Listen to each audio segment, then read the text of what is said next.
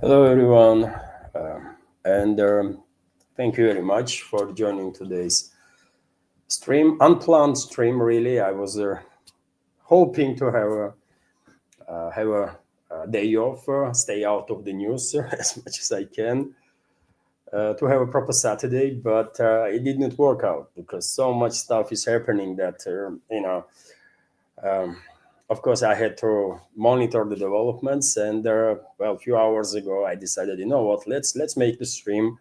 Maybe some members of our community will have a time and join.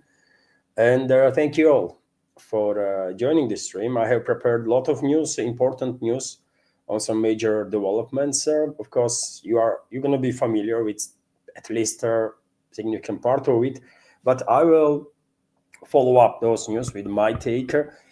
And I know there are members of our community that value my takes, my predictions. After all, I mean, rate of correct predictions that I make is, quite good. I will say, being self-critical, but nevertheless, I mean, you have to acknowledge when your predictions are correct. And like a few hours ago, for example, another one became true. Remember, I was saying that the U.S. may not be able to deploy all the necessary military assets to achieve a task that they have been given by Western ruling class, which is to obliterate Iran, basically destroy statehood of Iran, and descend country into total chaos, create power vacuum, provoke civil war and stuff, and then spread this violence throughout the region on sectarian and ethnic lines, between the countries also. I predicted all of it, right? Way before US Israel launched this war. And I was saying that because I think US or Pentagon may not be able to deploy uh, sufficient military assets for this task for numerous reasons. I said most likely under whatever pretext, but eventually France will join, UK will join, they will deploy their aircraft carriers. Have I said that? I did, isn't it? And a few hours ago, by the way, Sky News, I believe, reported that UK is preparing its Prince Wales aircraft carrier to deploy towards the Middle East, right? Either in eastern part of Mediterranean, and then possibly through Suez Channel into Red Sea, and further east, and this is important. This is important because yet again things are not going in a way that Western ruling class was hoping for. And US leadership is hysterical. Western ruling class is hysterical, right? I remind you that France already made the decision to deploy its aircraft carrier from Baltics to towards the Middle East. And today we have news that France is deploying also its assault vessel, Mistral class assault vessel, by the way, amphibious warship, right?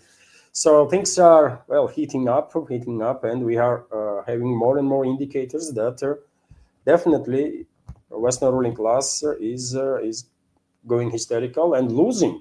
As of now, they are losing because I have said anything less than total destruction of Iran, provoke anything less than a total civil war, in Iran and throughout the region will be defeat for the West, right? Because they want to engulf entire region into fire, not just Iran, but entire region, and shut down navigation in the Persian Gulf and through Hormuz Strait for significant period of time, for years, to force China increase its dependence on Russia up to critical level. And I explained many times why is that. But nevertheless, dear friends, let's go news by news, right? Through developments. Once again, thank you all for joining. If I'm not gonna be too freaking tired after the news segment, let's do a little community chat if you want. If you have questions after the news segment, drop your questions, or if you have a comment that you want to discuss, just use either capital letters entirely or the capital Q at least, right? So that I will spot the commentary in the chat a little easier. And of course, you can use super chat feature on Rumble. or round feature as it's called there, and there also you can send your question or the commentary through Boosty or PayPal, of course, and I will react on that first, and then I will go through chat. Okay, dear friends, I guess enough for an intro. Let's go through some news now, and well, let's begin with this report that this strange individual, by the way, strange to say the least, Iran's president Pezeshkian, who is, I mean, God knows why this guy is the president of Iran, but I mean, a random person. It seems to me this guy is a random person, right? Very much pro-Western because of the Pezeshkian and people like him in Iranian leadership. Tehran refused to sign with Moscow. According to reports on the internet from open sources, Tehran refused to sign with Moscow mutual protection pact that should be included in a strategical partnership agreement that was recently achieved by two countries, right? And we'll understand how big of a mistake that was on part of Tehran. Pezeshkian and people like him were hopeful that they will reach out to Western ruling class, Western leadership. They will have they will build some bridges and the relationships. And yes, they succeed in that, right? In a very different ways, right? They build some bridges which are then has been used by the West to attack Iran and kill Iranian people. So Pezeshkian should be removed. It's not my business, but this guy should be removed, man. It's an embarrassment for Iran. But yes, reports are that he had a phone conversation today with the Russian President Vladimir Putin, and of course, situation around Iran was discussed. He also said that he expects increased assistance from Russia, help, and he also apologized. He also apologized in a televised show. Some reports are suggesting that he apologized during the conversation with the Russian president to Gulf monarchies, right, for Iranian strikes on their territory, and he promised to suspend all the strikes, right? I don't know. I don't think Pezeshkian is in a position to promise anything to anybody, really. I mean, true decision makers in Iran are different people. Larijani, for example, advisor to assassinated and closest ally to assassinated supreme leader of Iran, Khamenei. Of course, you are familiar with that name, Larijani, right? He is already influential. There are some other people, but definitely not this one, man, not the Pezeshkian. But let me give you information what he said. Tehran has decided to stop launching attacks on the targets in neighboring countries and has no intention to invade them. Iranian President Masoud Pezeshkian has stated in a televised address, Pezeshkian apologized to the countries of the region and said Iran respected their sovereignty. U.S.-Israeli war against Iran has entered its second week with uncertainty growing over their hostilities might end. Over when hostilities might end, U.S. President Donald Trump demanded Tehran's unconditional surrender, which is crazy, by the way. That clearly indicates that Trump and his inner circle is going hysterical, right?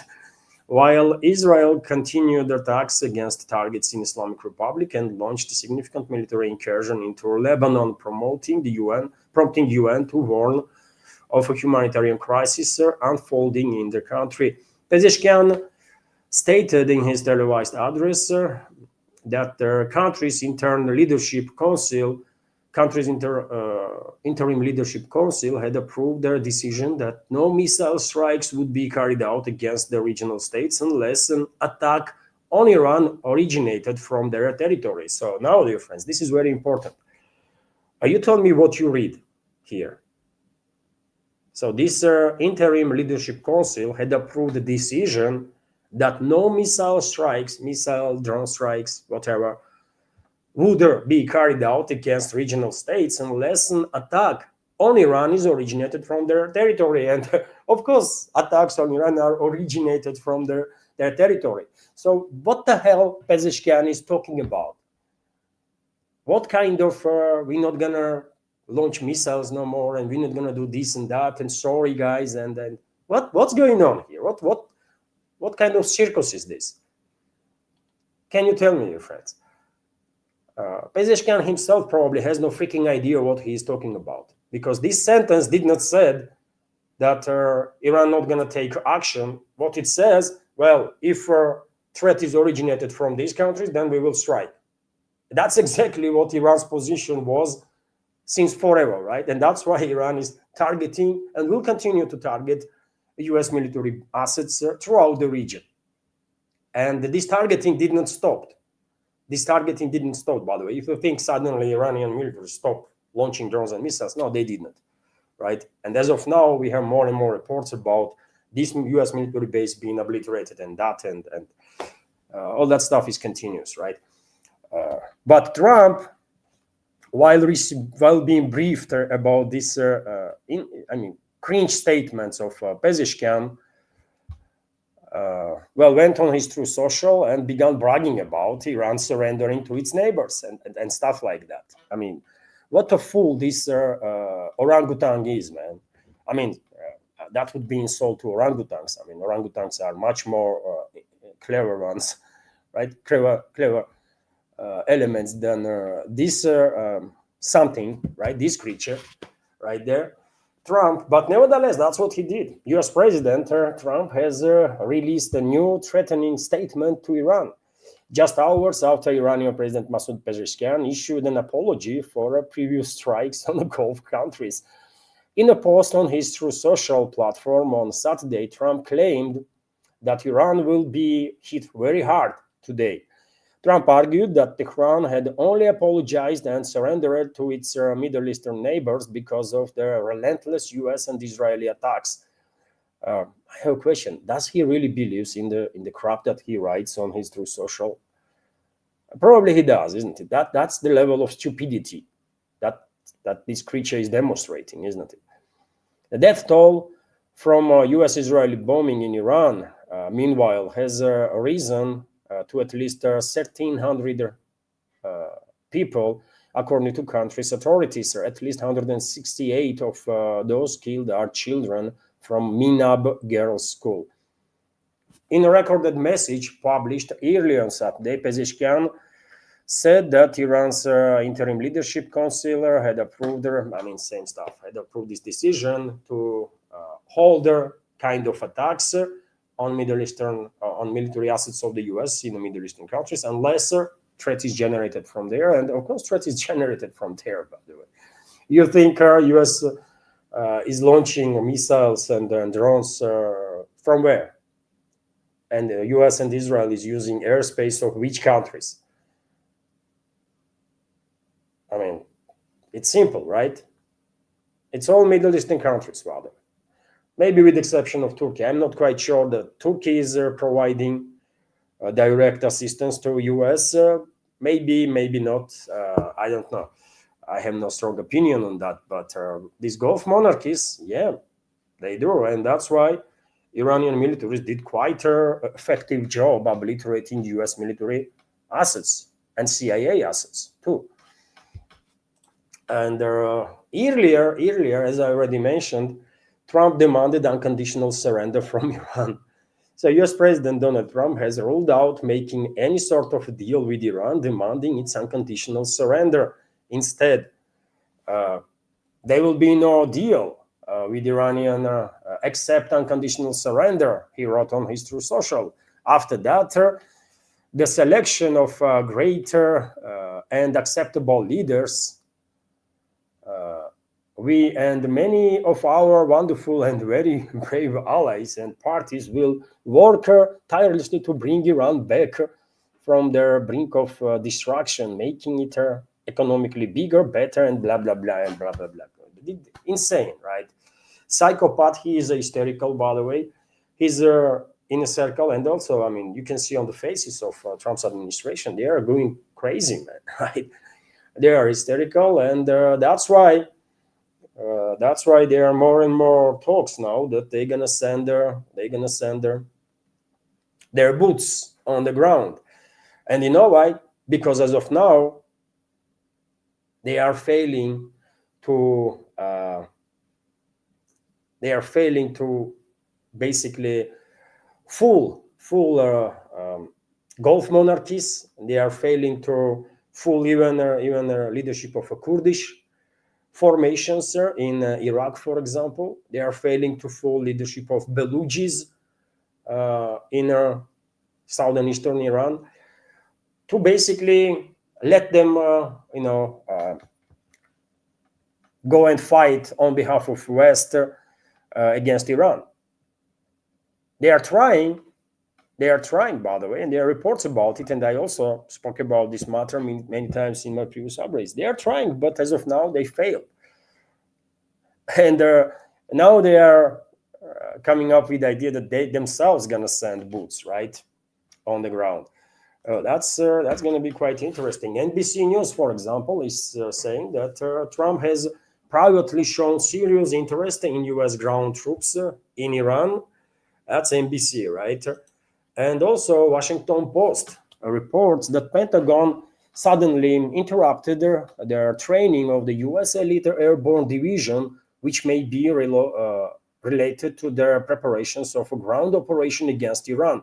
The publication writes that the U.S. Army suddenly canceled large-scale exercises for their headquarters element of their elite 82nd Airborne Division in recent days. According to officials, the Pentagon believes that the military personnel trained for ground operations may be transferred to Middle East aimed at escalating conflict with Iran. Their 82nd Airborne Division, based in North Carolina, includes a brigade combat team of 4,000 to 5,000 military personnel ready for deployment within 18 hours. Their task may include seizing airfields and their strategic infrastructure, reinforcing their protection of the U.S. embassies, and conducting emergency evacuations. Well, formally, they are not saying that they're gonna send these militaries directly, right, into Iran, but I mean, to protect freaking airfields that's been obliterated by drones, seriously, and to protect embassies, you're gonna deploy freaking division. Makes no sense. Right? There already are Marines there in all embassies, in all consulates. They are security detail, right? Usually it's Marines and God knows how many CIA freaking assets. So you don't need brigades to be deployed for that.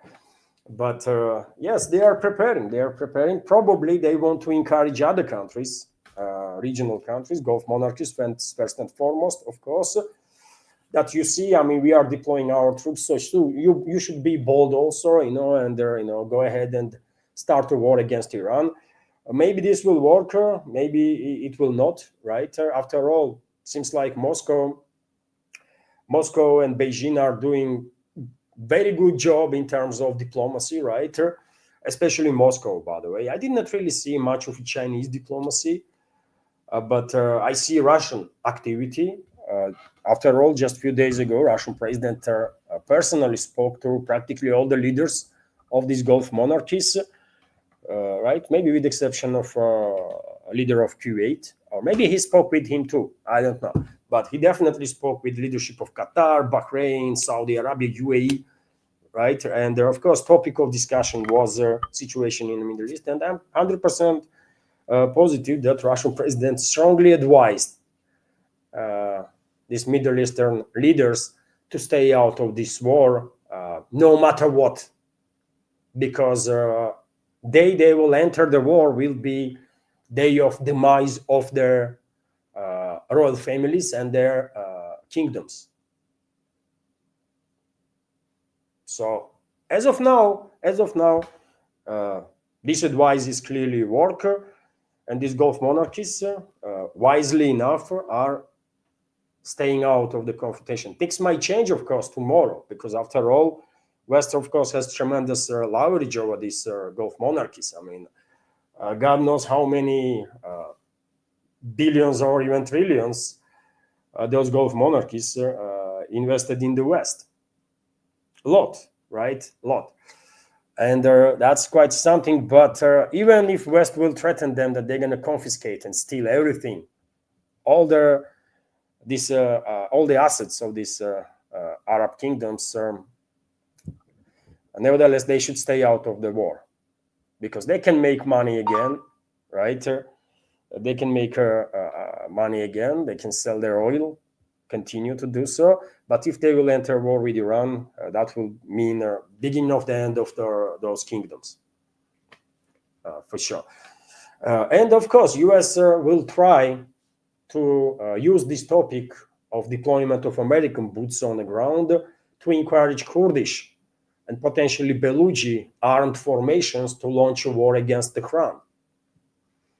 Yet again, it is anybody's guess if this will work or not, but hopefully it will fail. This strategy of US will fail. And I remind you, dear friends, I remind you that Abbas Araghchi just recently was asked during the televised interview on NBC News, for example, that well, there is a talks in US about ground forces being deployed and what is the Iran's position, and he said that Iran is waiting for them. Yeah, that's literally what he said. We are waiting for them. Bring it on.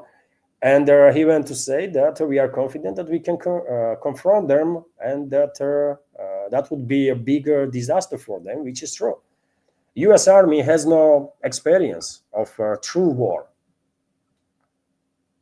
U.S. Army, there is not a single officer in U.S. military, nothing to be said about soldiers, there is not a single officer who knows what is modern warfare.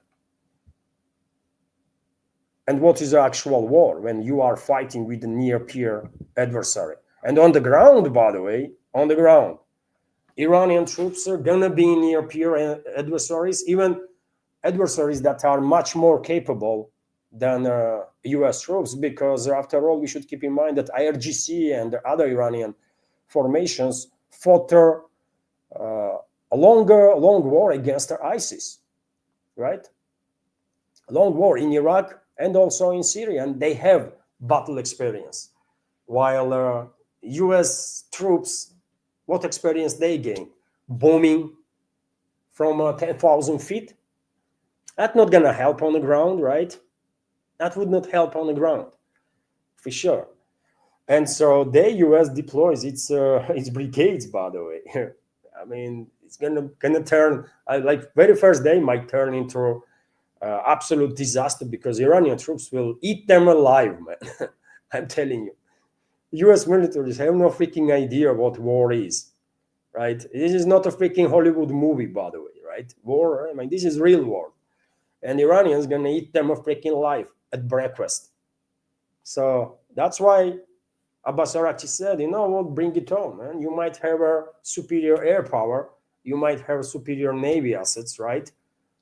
Okay, but on the ground, you are nothing. That's the message that Tehran is sending, and they are on point. They are on point, by the way, right? And as I said, US is panicking. US is hysterical. US leadership is hysterical. And another my prediction become reality, which is that, remember, I was saying that when US deployed first aircraft carrier, Abraham Lincoln, I said, oh, that's not enough, man. That's way, way low from what is needed if Western ruling class actually intends to go all the way, right, in their strategy in regards to Middle East. And as I said, Middle Eastern episode is just an episode, by the way, part of a bigger strategy of Western ruling class on the matter of maintenance of the global dominance. And that strategy, first and foremost, is against Russia and China, right? I explained this many times before, so I don't think there is need to reiterate. And I was saying that, US will have to deploy more aircraft carriers, right? Second and potentially third, right? Whatever number of those carriers are actually battle capable or deployable.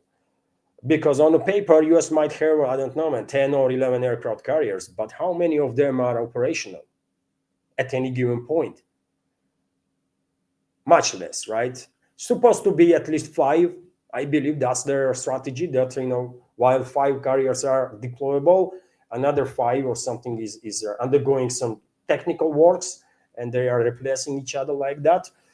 But clearly, U.S. has no 5 aircraft carriers that can be deployed right now, and probably they did some extra emergency work on their third aircraft carrier that is going to be deployed now, according to reports. So, third U.S. Navy aircraft carrier, as I predicted, prepares to be deployed to Middle East. That's what report suggests. So, according to Fox News, by the way, this is a U.S. pro-war propaganda outlet, of course. Fox News is always for any wars, any destruction anywhere, right? As the entire Western so-called media is, basically. And so the U.S. is preparing to send third aircraft carrier strike group led by USS George Bush to the Middle East. A third aircraft carrier strike group is getting ready to cross the Atlantic and join the war against Iran. The USS George H.W. Bush is expected to deploy soon. Fox News journalist Lucas Tomlinson stated. And so, yes, third aircraft carrier. And this is also important to know, my dear friends. First of all, I predicted this. I said that U.S., based on my understanding of the U.S. military capabilities, were nowhere close to achieve tasks that they being given by Western ruling class, which is total annihilation of Iran and then spread of violence throughout the region. Because to achieve that, they had to be engaged in high-intensity strikes on Iran for many months on end. And they did not have enough assets in a region. And that's why I was correct when I say that they will have to deploy more assets, more aircraft carriers, for example. And they will ask eventually, right, France and UK to send their aircraft carriers too. And that's exactly what happened. Both UK and France sending their aircraft carriers also, and additional military stuff. And what is also interesting, when I saw this report, by the way, I was thinking, you know what, this was expectable, of course, I spoke about it, but also I remember that a couple of days ago, Iran launched a strike on Ben Gurion Airport in Tel Aviv, right? And we had satellite imagery. I showed you in previous updates, satellite imagery of that airport where about 30, like several dozen of US aerial refueling tankers were stationed and obviously actively used during this operation, correct? And if videos that I have seen, if reports that I have seen are correct, and Iran did manage to take out significant number of these aerial refueling tankers, well, that's going to be big deal. That's going to be a big deal because these aircraft carriers, by the way, cannot go into Persian Gulf. They are operating from hundreds and hundreds of miles away, right? And that means planes are either taking off flight, right, with the fewer munitions on board to reach Iran and come back. And even in that case, they will need at least twice to be refueled in the air by these very aerial refueling tankers. Or if they are going heavy, then they might need additional refueling. Because when you are, this range of these planes, by the way, range of F-35, for example, is only like 500 kilometers or something. It's nothing, right? Range of F-A-18 is a higher, I think, but nevertheless, when aircraft carrier is stationed freaking 700 miles away from Iran, and Iran itself is a massive country, right? Of course, you will need aerial refueling, and anyways, right? At least twice, I think. And if Iran did successfully destroy significant number of these aerial refueling tankers, that means that aircraft carriers, U.S. aircraft carriers, will have no option but to get closer and closer to Iran, right? so that planes will be able to take off and launch their missiles or whatever, and go back to aircraft carrier without refueling. And that's a big deal because in that case, Iranian militaries will have opportunity to strike these aircraft carriers, right? And I think this is going to happen. U.S. aircraft carriers gonna get hit and smoked. I would not say that Iran gonna sink these aircraft carriers. These are massive vessels, right? It's not easy to sink, but you don't have to. I mean, as long as you take it out of action, mission is accomplished, right? And to take an aircraft carrier out of action, you have to like do some serious damage, right? That may not necessarily like decommission the aircraft carrier, but at this point will be enough to force it to go out of action, right? So let's keep that in mind too. So third, the U.S. aircraft carrier is moving there, and you know what? Second one past the Suez Channel, according to satellite imagery that China shared publicly, right?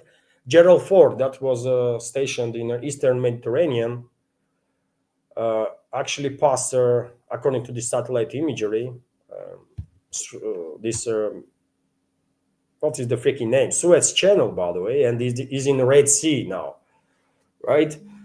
And well, this is of course unfortunate. This is unfortunate because I mean it was such a good opportunity. I cannot understand how this even can be that these aircraft carriers are passing through Suez Channel without being targeted. This is a big error in Iran's intelligence, of course, in Iran's intelligence, in Iran's special operations, in terms of Iran's capabilities of do some special operations, right? Because for God's sake, man, how are you gonna allow aircraft carriers to pass through freaking Suez Channel? You should have like number of teams, right, in Egypt, number of teams armed with all sorts of freaking drones, right? FPV drones, wire-guided FPV drones, by the way, would be enough, right, to do some serious, I mean, not devastating damage, but some serious damage, right? That will put out aircraft carrier from action. Just drop 30, 40, 50 of them right on the deck. On the island, there is an island on aircraft carriers, right, where their command and control is. Take out the island. If you are using wire-guided drones, for example, this aircraft carrier not going to be able to suppress it with radio electronic warfare. It's an easy freaking target, sitting duck. And I don't understand how this is possible that Iranians did not strike this aircraft carrier while passing through almost straight. Passing through Suez Channel. It's insane, man. Insane. I don't know who is leading in these special services, man. What people are leading these special services? What they are thinking, really? Massive error, I will say. So now this Gerald Ford, that looks like finally deal with their error that they had on the board when crew was drowning into freaking human feces because of their all the toilets were damaged, and there was like entire carrier was in freaking shit, man. Right? So yeah, probably they managed to deal with that issue, or maybe not. Maybe they are still full in shit, right?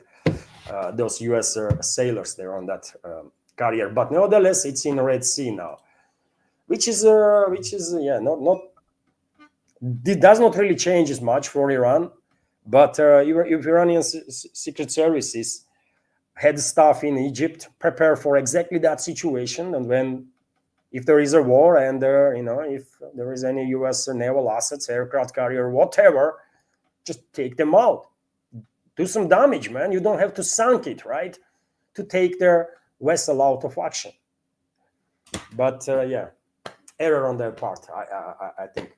Anyways, there is still there are going to be many opportunities for Iranians to do some damage to U.S. aircraft carriers, and they will. I think eventually they will do some damage to not just aircraft carriers but some other naval assets too, and they already did, isn't it? Some support vessels being hit. There were satellite imagery based on which one can assume that at least one Arleigh class destroyer was struck, because on satellite imagery it's a poor quality, but you can sort of see a hit right in the middle of the vessel, in a like at least on several sections of the vessel, right? So probably it was hit and there was some fire on the board. But time comes for aircraft carriers to be struck too. It will happen. And also, as I said, man, U.S.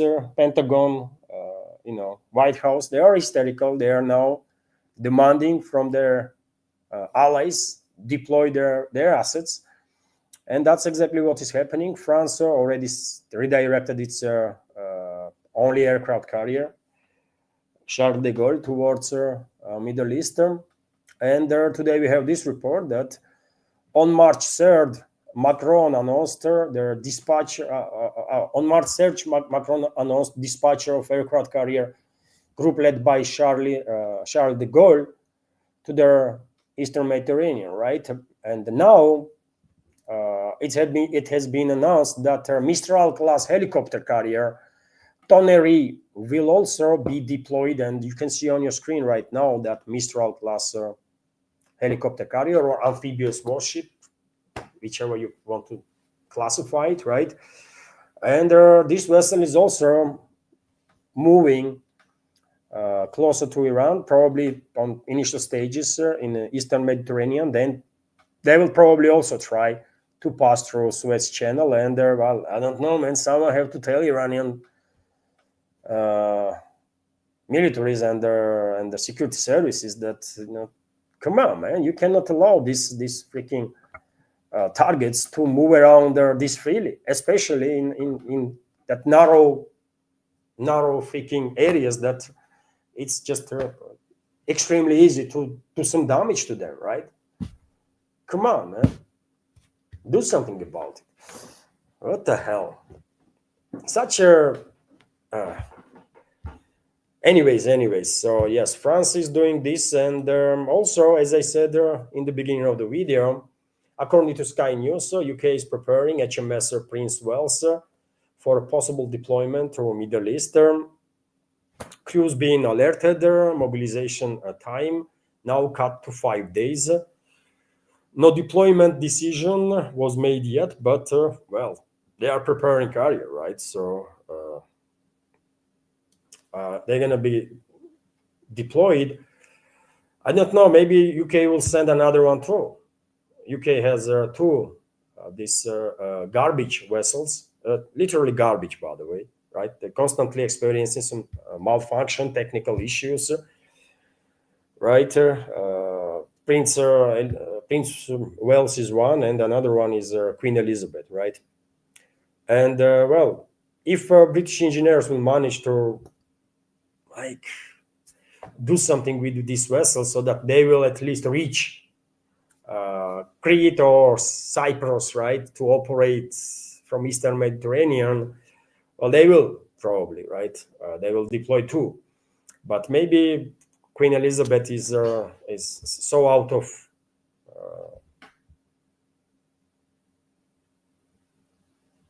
maybe Queen Elizabeth is just not really capable to be deployed, and well, in that case, one UK will send one.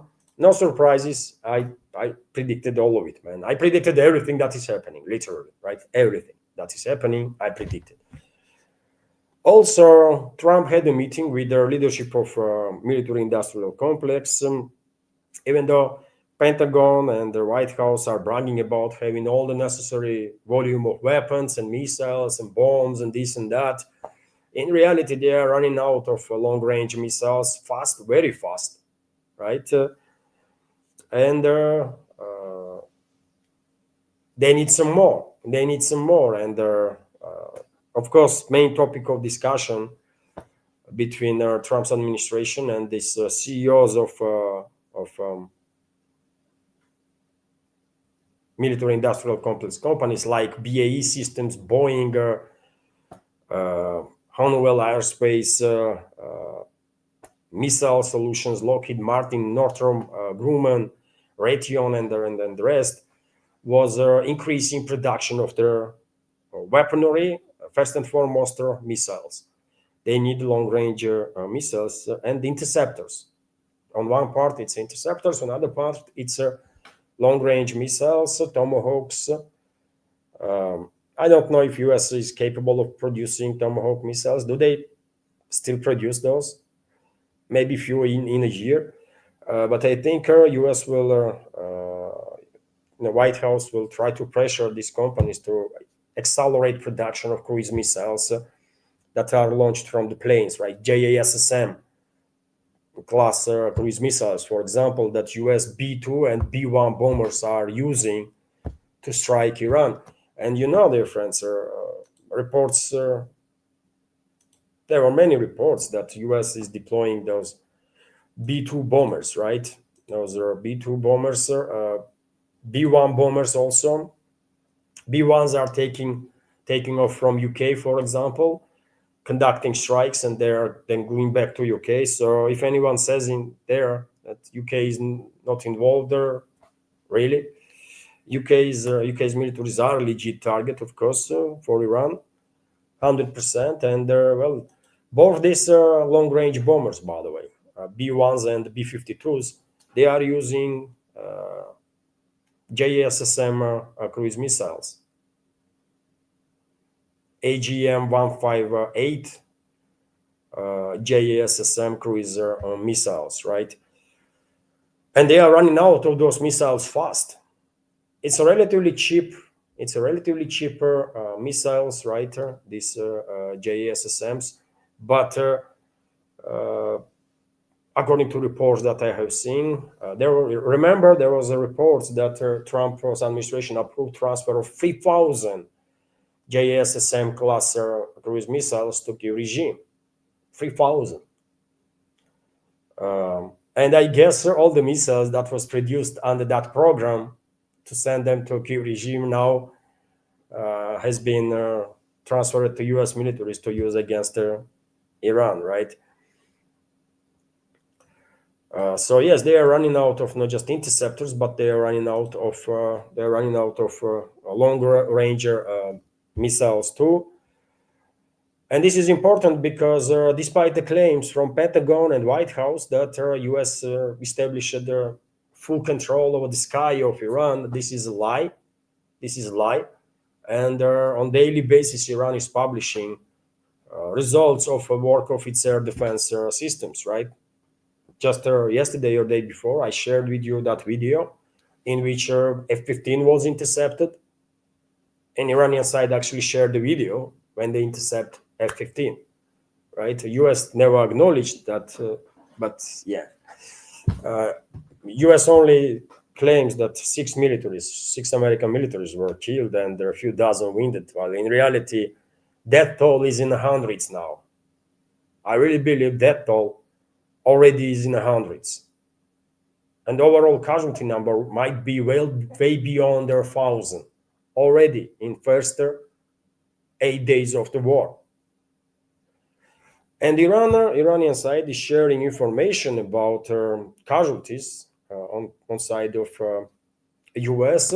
Of course, we should take this type of reports with a grain of salt, 100%, right? But nevertheless, I think it's worth our attention, right? To know what Iranian side is saying about damage that they are doing to enemy.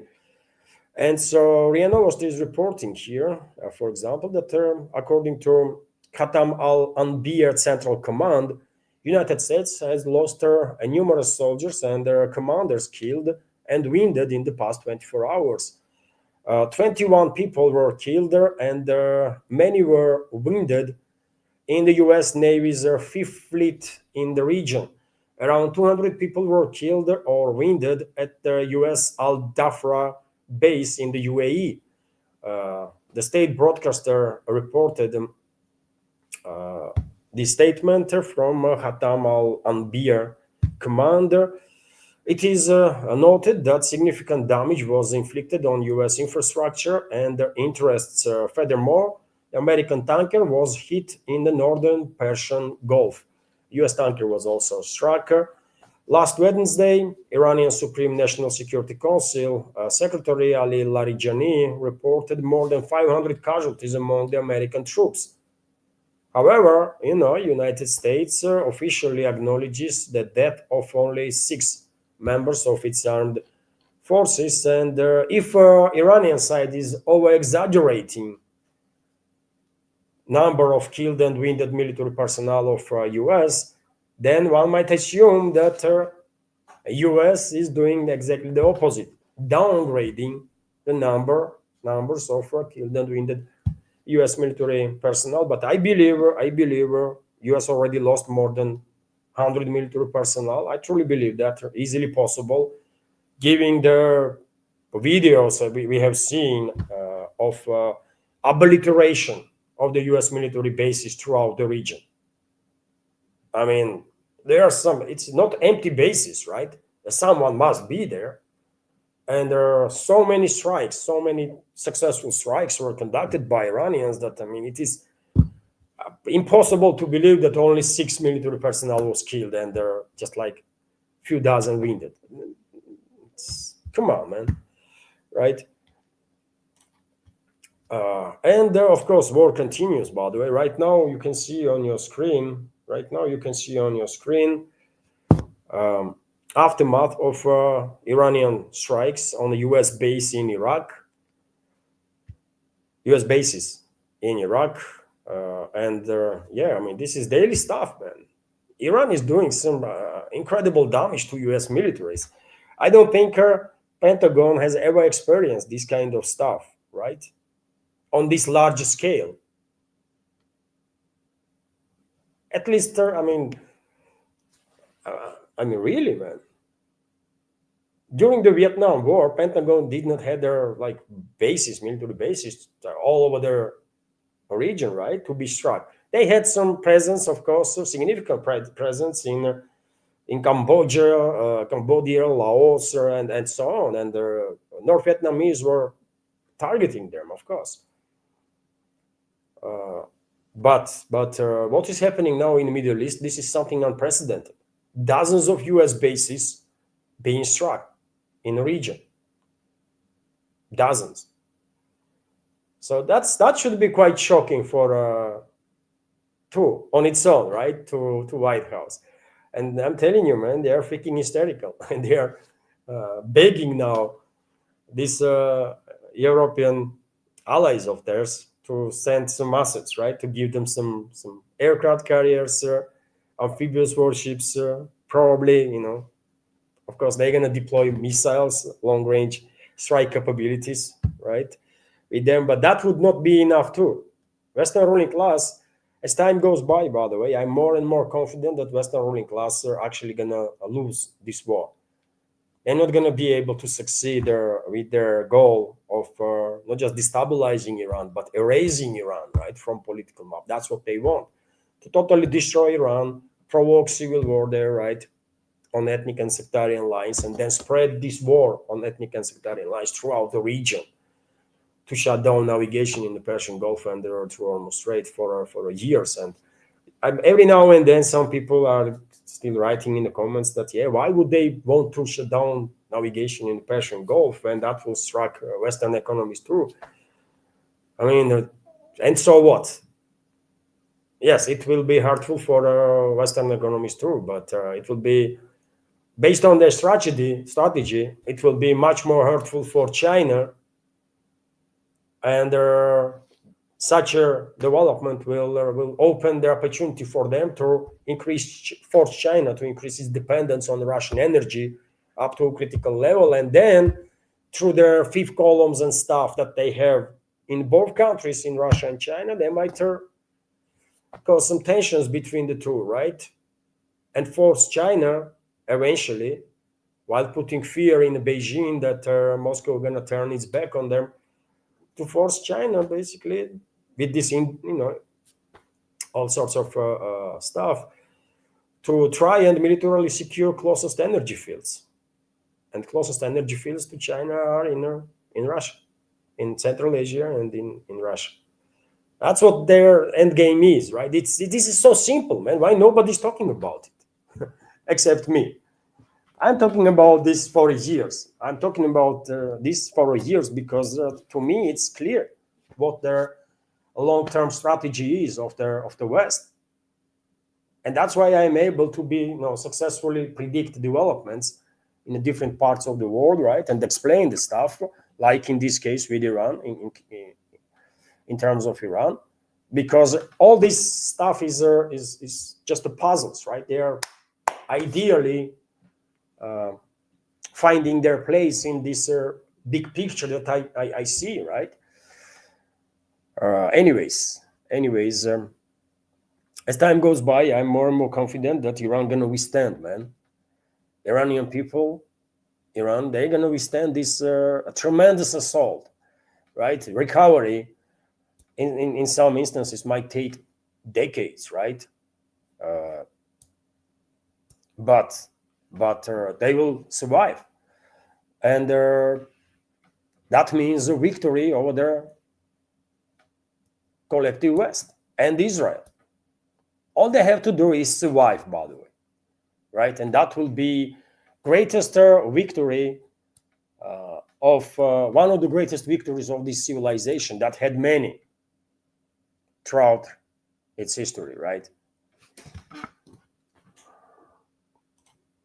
Another base, U.S. Base in UAE, Al Dhafra, was also targeted according to IRGC. And when I was seeing these reports, right, obviously, first thing that was coming to my mind today while preparing this program, what the heck this Pezeshkian guy was talking about, president of Iran, that we're not gonna strike and blah blah blah. What the hell, man? Maybe he wanted to send some message to these Gulf monarchies once again that what, we are not fighting you, and be cool, right? We are just targeting assets of the enemies that you allow to be stationed on your territory. Maybe that's what it is, right? But he just went a little too far. And why he apologized for what he apologized? If anything, those Gulf monarchies should apologize to Iranian people for allowing these terrorist entities to use their territory to bomb Iran. So this Pezeshkian, man, remove that guy, man, impeach or something. Huh? Iranians, what are you doing? Who the hell is this nobody, man, that embarrasses Iran? What the hell, really? He might be a good person in life, right? But he is a clearly low-level politician, man. He has no freaking idea what he's doing. Very low-level politician, and he should resign, man, and let someone with more experience and knowledge, including in geopolitics, take his place. Will be very wise, I think. Because yet again, I have nothing against him. In real life, he might be very nice, very literate, knowledgeable person, writer. He's doctor, isn't it? He's a medic. So maybe he saved hundreds of lives, right? While working as a doctor, maybe thousands of lives. So good on him. He might be a very good person. But as a politician, come on, man. Come on, man. This is too bad. As a politician, he's just very low level, man. Clearly. And yes, Iranian militaries continue to obliterate U.S. military assets. And I will show you, I just show you, isn't it, some photos on your screen. You can see aftermath of strikes in U.S. bases in Iraq. Also, IRGC reported that they struck this Al Dhafra air base in UAE, and this is all easily can be checked. By the way, Chinese are doing quite a good job releasing all the satellite images, right? And I have seen some images in which there is no more base in the place, right? I mean, literally, it's like moon surface, right? It's all in dark, in smoke, fire, destruction. There is nothing left. And Pentagon is saying they only lost 6 military personnel, and there's just few were also wounded. Really. And Iranians struck a U.S. military base also. I mean, Prince Sultan base in Saudi Arabia. And I can show you a video right away of this strike. Someone was filming, actually. I guess the U.S. military was filming and then shared on internet, or maybe someone local that was working on that base or was located right next to it. I don't know. But that's the video, man. It's quite impressive. It's a short clip, but you see that dog there? If you come closer and closer and closer. Yeah, that's how it's done, man. That's how it's done. So, quite impressive. Where is their defenses?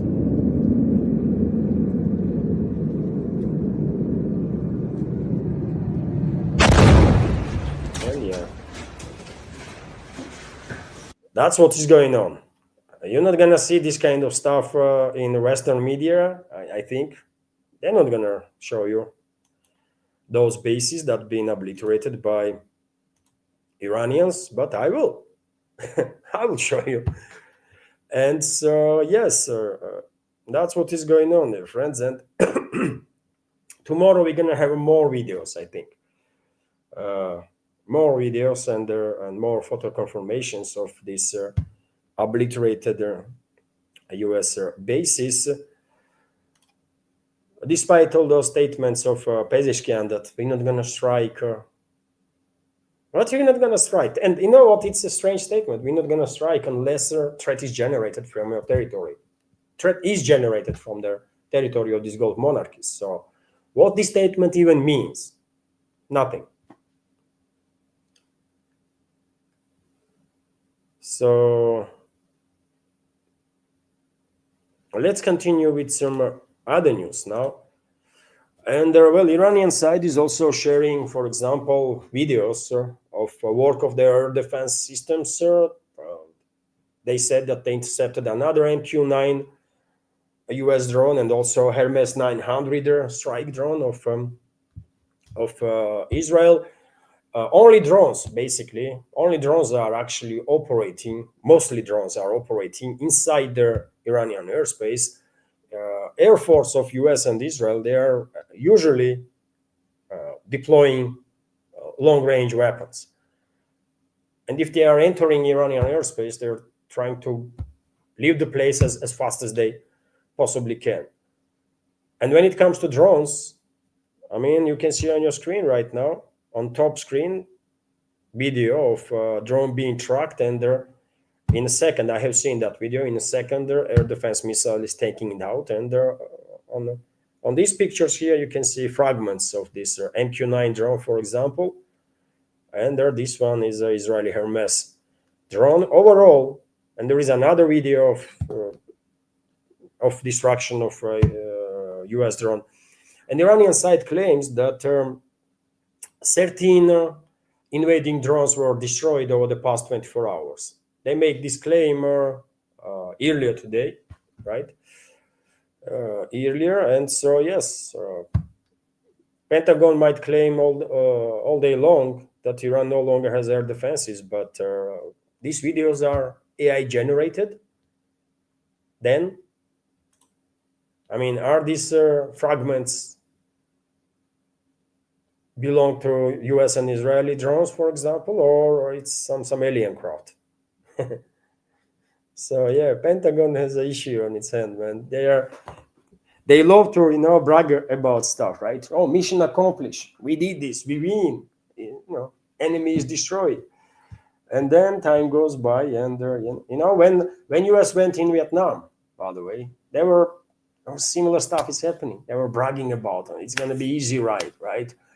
And yes, soon they realized that it was a hell on earth, man. And US lost how many? 58, 60,000 troops killed, hundreds of thousands wounded. Yeah. And well, if leadership, if US leadership will continue escalating with Iran, well, they might find themselves in somewhat similar situation as US leadership did during the Vietnam War. They're not going to be able to defeat Iran. Only way Western ruling class might have a chance to achieve their goal is if either US or Israel or both will begin deploying nuclear weapons. That's it, man. That's the only way they can do this, right? Because yet again, they failed. They failed to, as of now at least, right? As of now, they failed to provoke war between Gulf monarchies and Iran. And they even failed to push into war with Iran their Kurdish proxies in Iraq. Which is something quite interesting. But of course, Pentagon, CIA, Washington, they will continue to put pressure, more and more pressure, on different parties in the region to get engaged militarily with Iran. And there is a risk still. There is a risk that some parties will might not be able to withstand the pressure and will actually enter the war with Iran. There is such a probability still, unfortunately. Although, yet again, Iranian leadership, Abbas Araghchi, foreign minister, even President Pezeshkian, by the way, and many others have said on numerous occasions that Iran has no intention to escalate with the neighbors. And the only reason their territory is being targeted is because they are housing US militaries, right, that are using that territory to strike Iran. So Iran is defending itself.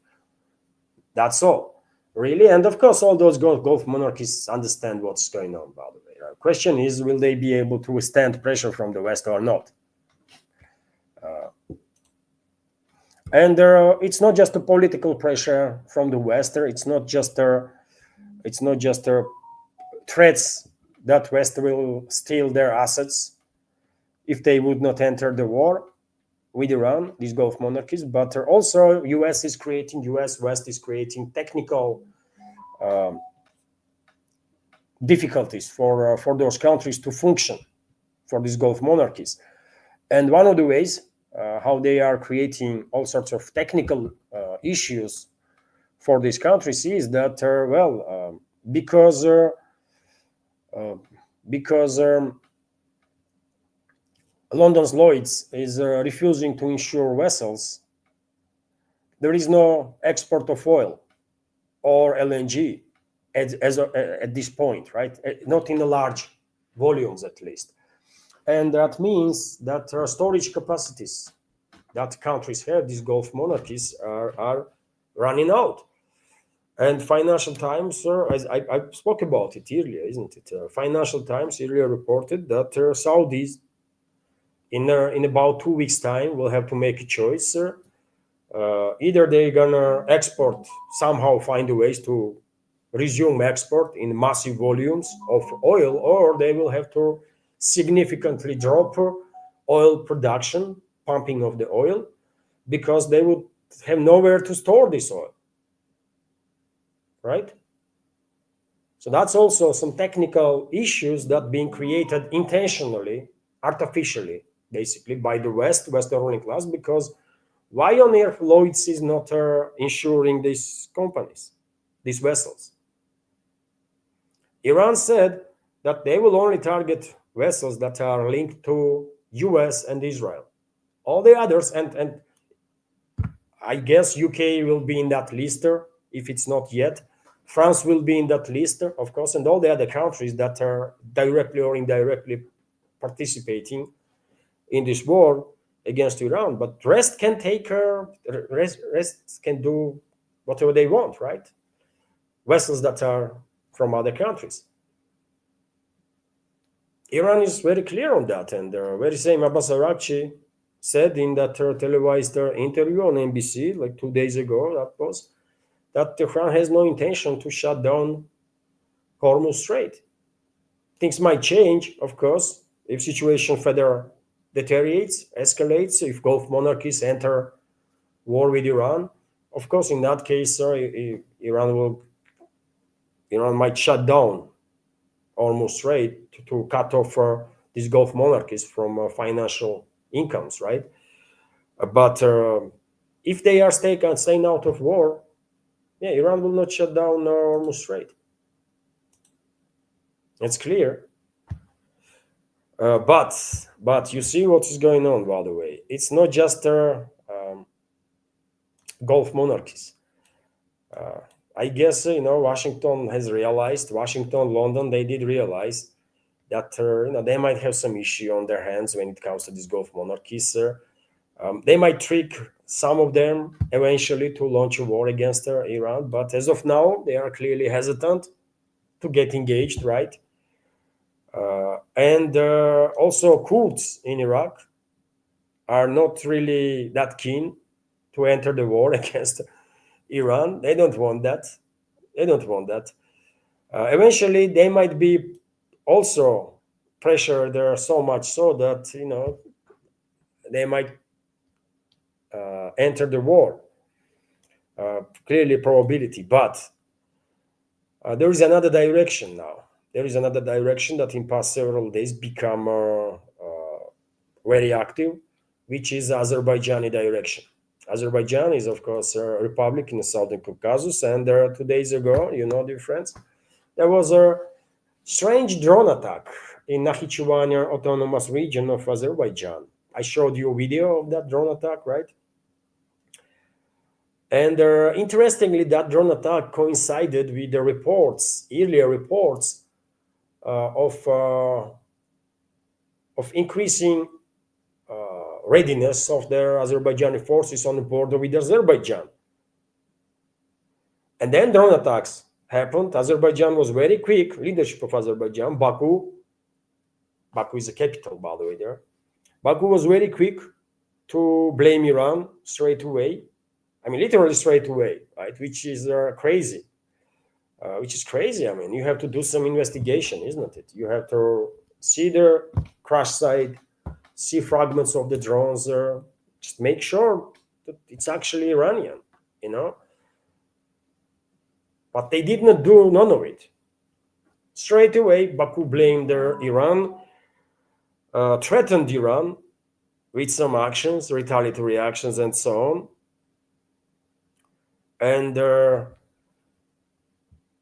And we have now these reports. By the way, that are coming from Azerbaijan, that allegedly state security service of Azerbaijan has has basically cracked down on some Iranian spy net that was planning to do some sabotage activity on Azerbaijan and some nonsense, right?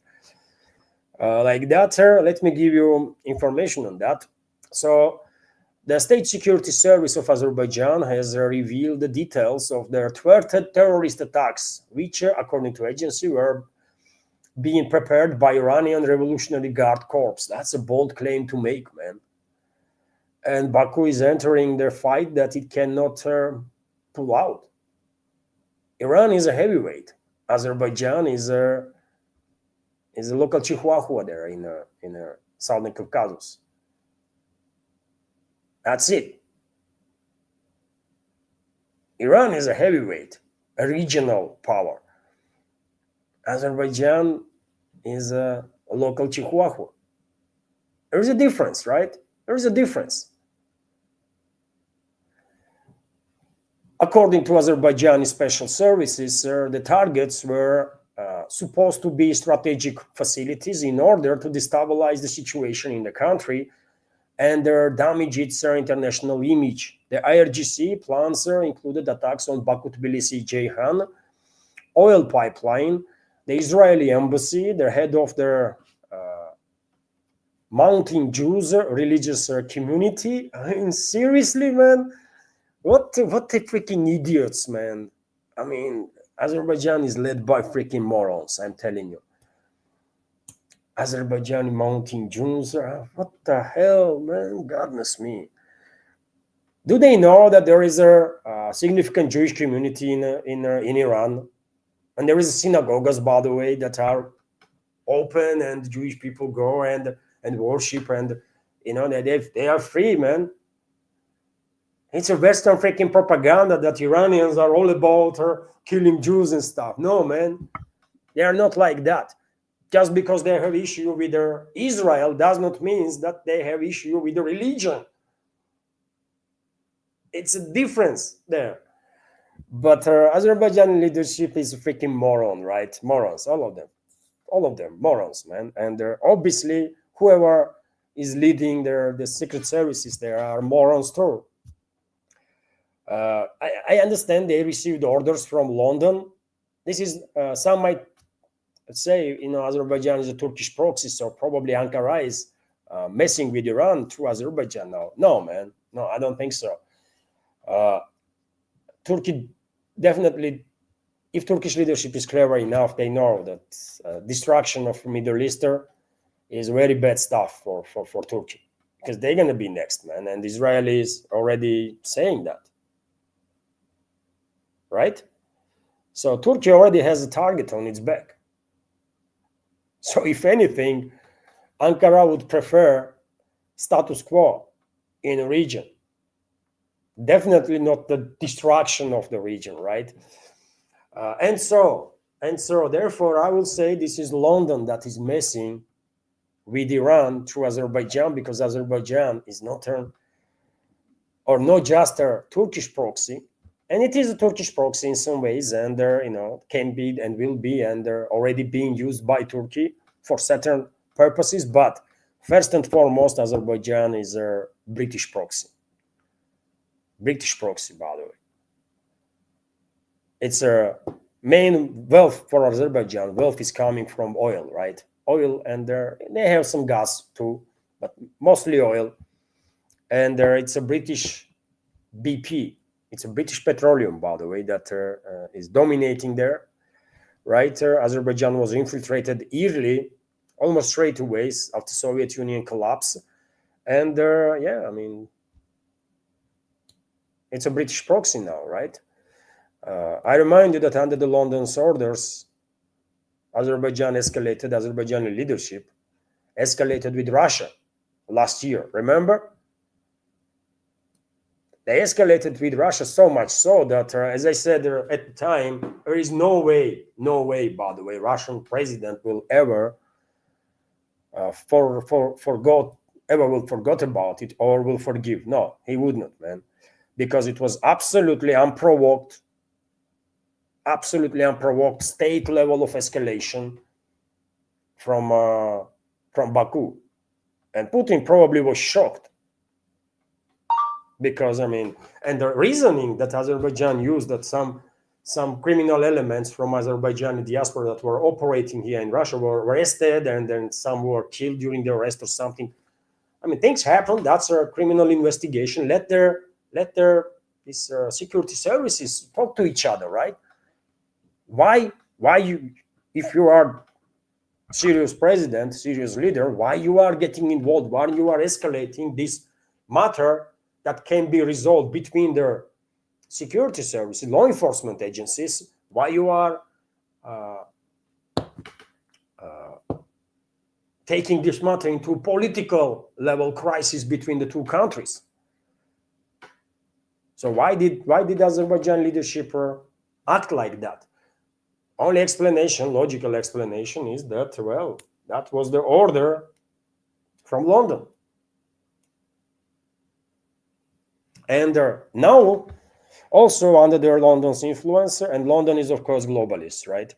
So under the London's influence, Azerbaijan now is escalating with Iran big time, right? Already blames that Iran is dropping drones. Iran was planning to do some terrorist activity on Azerbaijani soil that no one buys, by the way.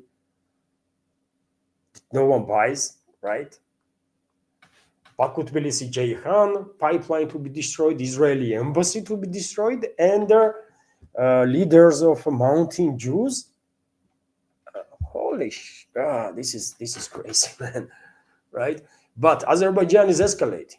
Azerbaijan is escalating. That means globalists, Western ruling class is escalating with Iran and preparing ground for possible incursion into Iranian territory from the north, right?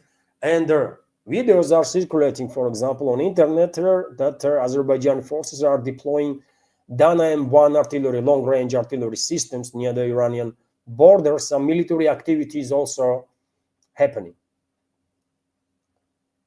And well, Azerbaijan alone, by the way, has no chances, of course, against Iran.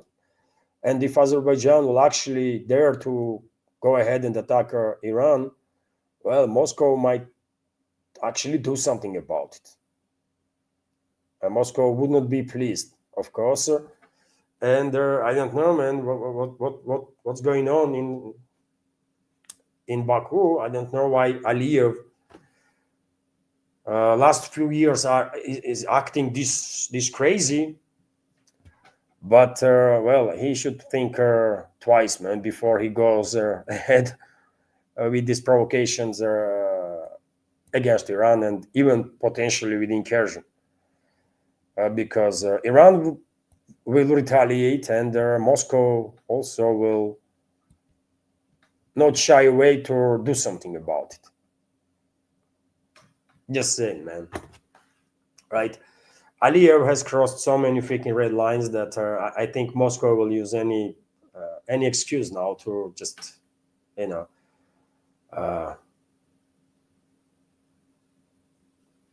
resolve the issue with Baku once and for all, or with their Aliyev clan. So they should be very careful. They should be very careful. And well, Iranian President Mahmoud Pezeshkian, by the way, Iranian President Pezeshkian, in a conversation with the Russian president, I took this information from Solovyev, and they made a mistake. Masoud, instead of Pezeshkian, they wrote Ahmadinejad, former president of Iran. And I don't think Ahmadinejad spoke with the Russian president.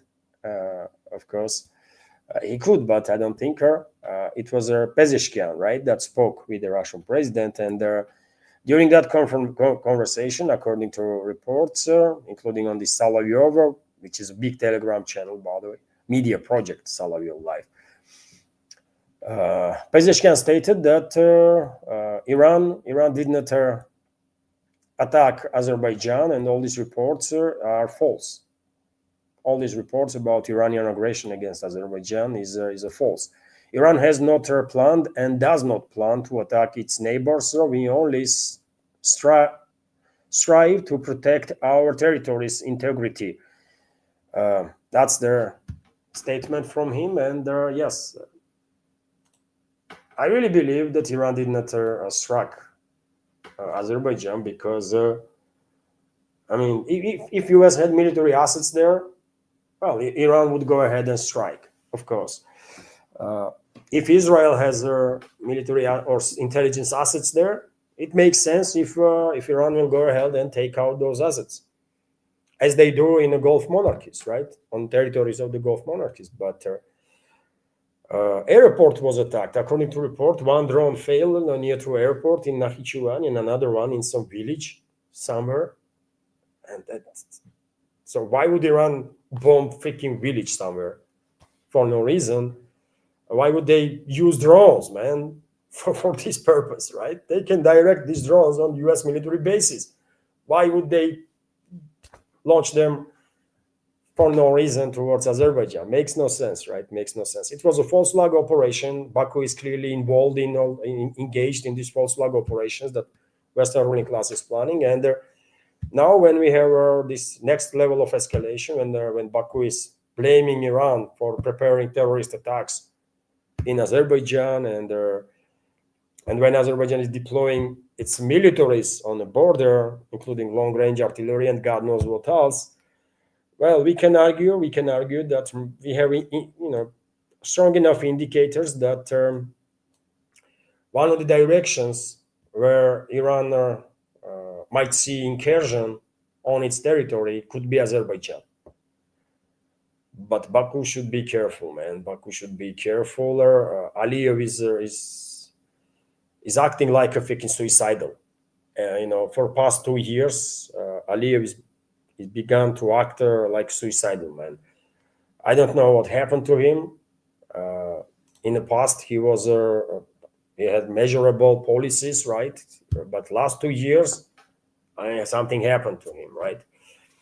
And so, yeah, he should be careful because he might provoke not just Tehran but also Moscow. And yeah, he might not be able to survive that politically. Let's say, I mean, politically, and by other ways too. I mean, I will say, right? Okay. So that's what is happening. Western ruling class will, of course, continue to apply its pressure on all sorts of parties around Iran to force them to basically launch a war against Iran. But as of now, they are failing. And becoming more and more hysterical. Therefore, right? Also, dear friends,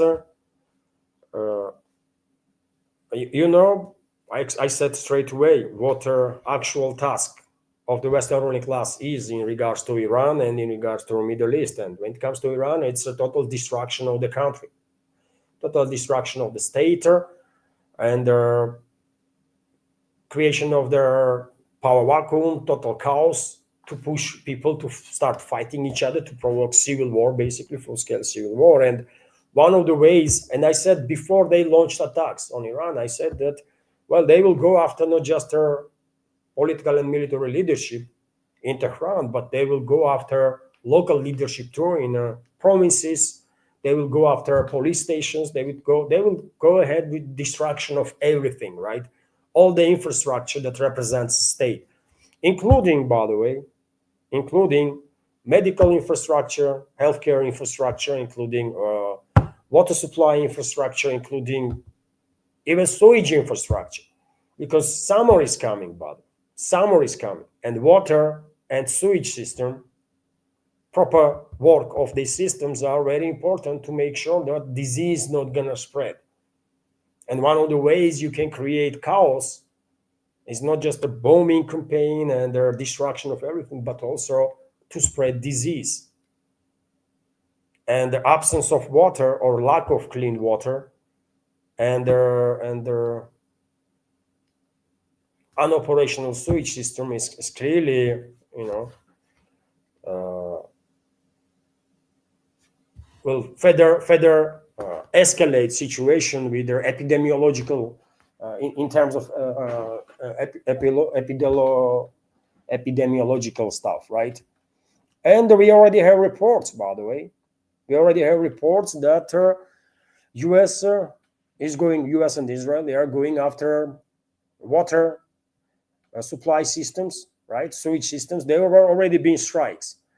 And Abbas Araghchi, literally like a few minutes before I launch this stream, at least that's when I see this reporter shared on his True Social, I believe, this information that U.S. committed a blatant and a desperate crime by attacking freshwater desalination plant on the Kashmir Island. Water supply in 30 villages has been impacted. Attacking Iran's infrastructure is a dangerous move with grave consequences. The U.S. set this precedent, not Iran, Abbas Araghchi said. And well, if you before my explanation of what the tasks and purposes of the Western ruling class and the forces that they use is, you could ask her, why would they attack her water desalination plant? Why would they attack water supply infrastructure? Now you know why. Now you know why. They want a total destruction of Iran. They want to create such abysmal conditions for the people that they will start fighting for survival with each other. They want a total chaos there, civil war, total chaos, and then to spread all that throughout the region. That's what they are after.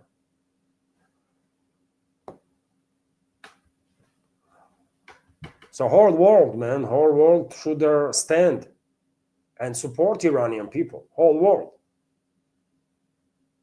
We cannot, I said many times, man, we as a humanity cannot afford Western ruling class to succeed in these evil plans that they have. Also interesting news, I think, that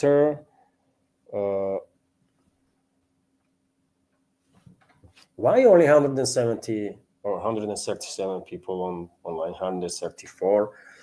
I really wonder, by the way. I mean, is there more informative programs out there than mine? I mean, honestly, man, is there more informative programs than either? More interesting ones? I watch many other channels, man, and I don't see. I mean, I don't know, man. I don't know, but I think I'm providing like one of the best coverages of this war, man. Generally speaking, of the geopolitical stuff on internet. I'm clearly one of the best, man. Honestly, right? And not because I say so, but because after all, I grew up in the journalism. I lived through my life, this life that was connected with the journalism and work with a high volume of information and stuff. And I'm just, I mean, this is my field, right? And my language might not be good. Sometimes I might be too emotional. I use, too much French and stuff. But for God's sake, when it comes to substance, actual substance, news and analytics, I don't think I mean, there are that many better channels out there than mine. So what the hell, man? And those people, I don't know. Fuck it, man. Right? It is what it is, man. It is what it is. Anyways, I see Nidish is commenting. You change your timing today. I was not planning to make live stream at all. I was planning to have a day off today. So I just there was so much stuff is happening, right? UK is deploying aircraft carrier. Decision was made. US is sending third one, right? Azerbaijan is escalating in Iran. I thought to myself, you know what?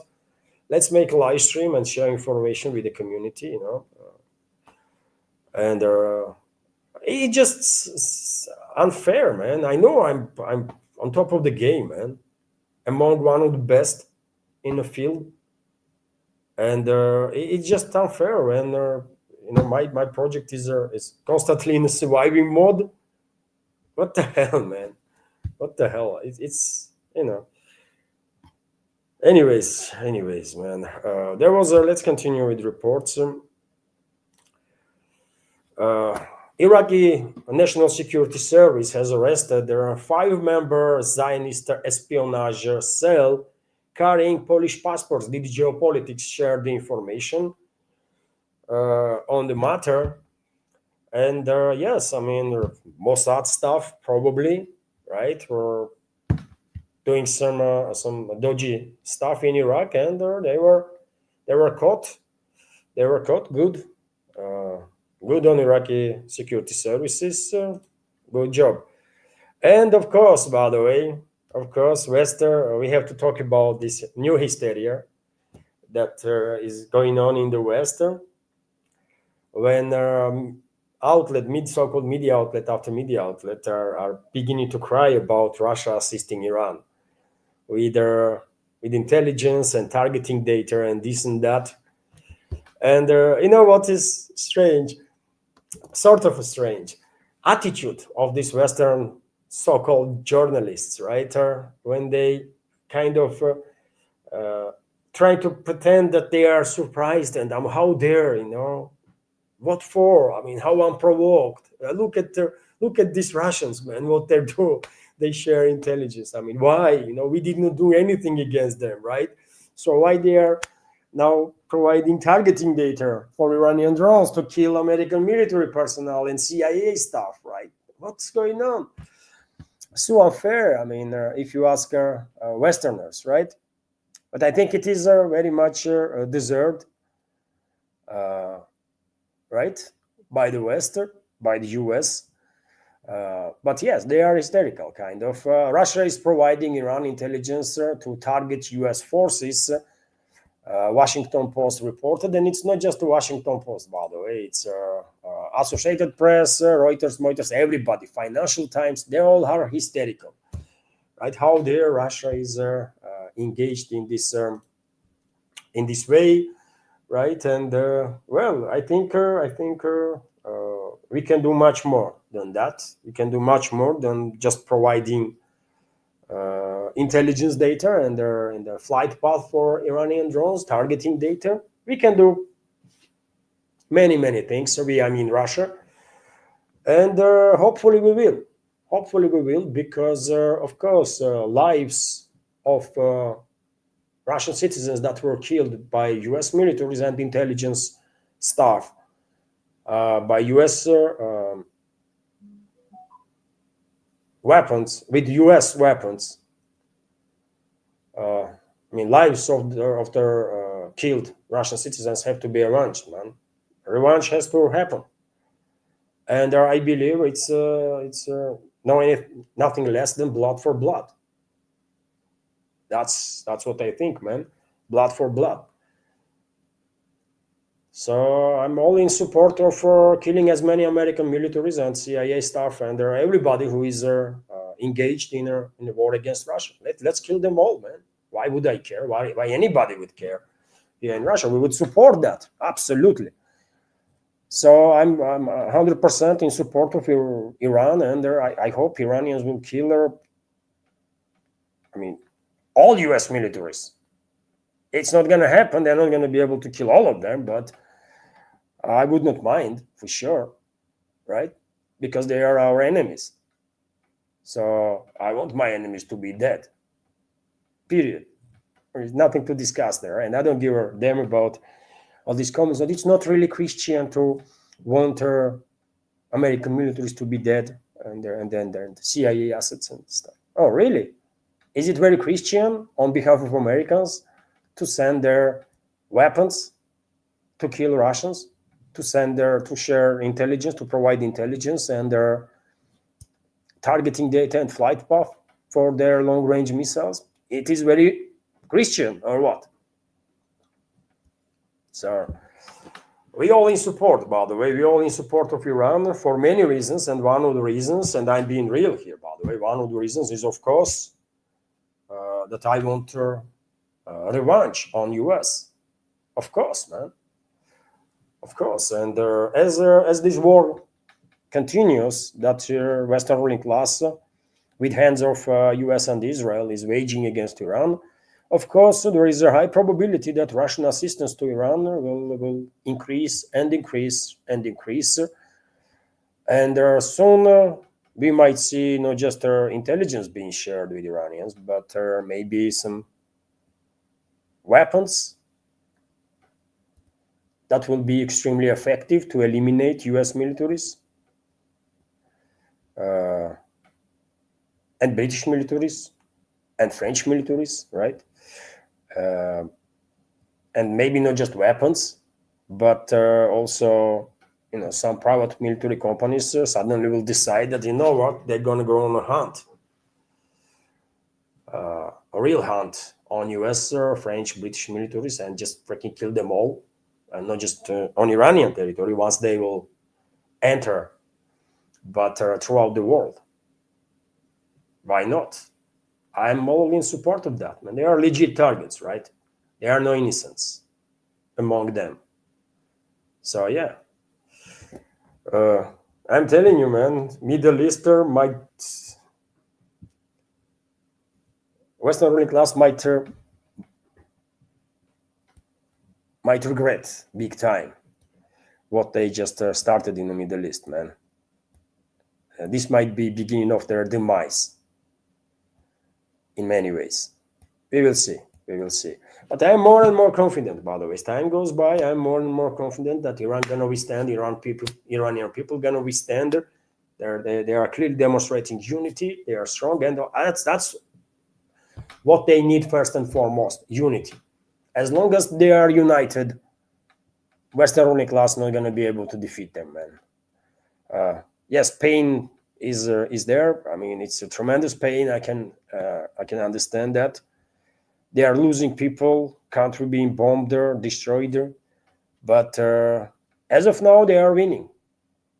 As of now, Iranian people is winning, and the Western ruling class is losing. US is losing. Israel is losing. That's how it is, man. And well, Russia. Earlier, I reported that Russia number of vessels from Russian Pacific Fleet went on a direction of south, right, for maneuvers and stuff, and they are already at least one of the vessels docked in Myanmar, and this vessel number is 333, right? And on that video that I shared a few days ago, that vessel, another one that was in the frame, was 335 or 339, something like that. And so I can assume now, based on this, what I have seen, I can assume that it's not just one frigate of the Russian Pacific Fleet, but a number of warships, right? Number of warships made that are possibly escorted by nuclear submarines. We're not gonna see those, no, right? Location of nuclear submarines once at sea is, of course, top secret. But yes, probably this Russian flotilla is escorted by nuclear submarines, and who knows, man? Maybe soon this flotilla will be somewhere around there,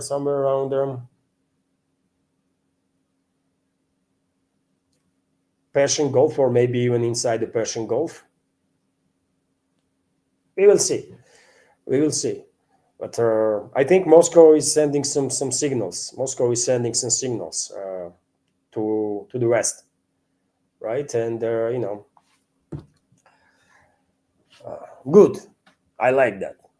I said, man, we cannot afford. We as a Russia and we as a humanity, we cannot afford that evil class, evil Epstein class that is in charge of West to be successful in their evil plans, right?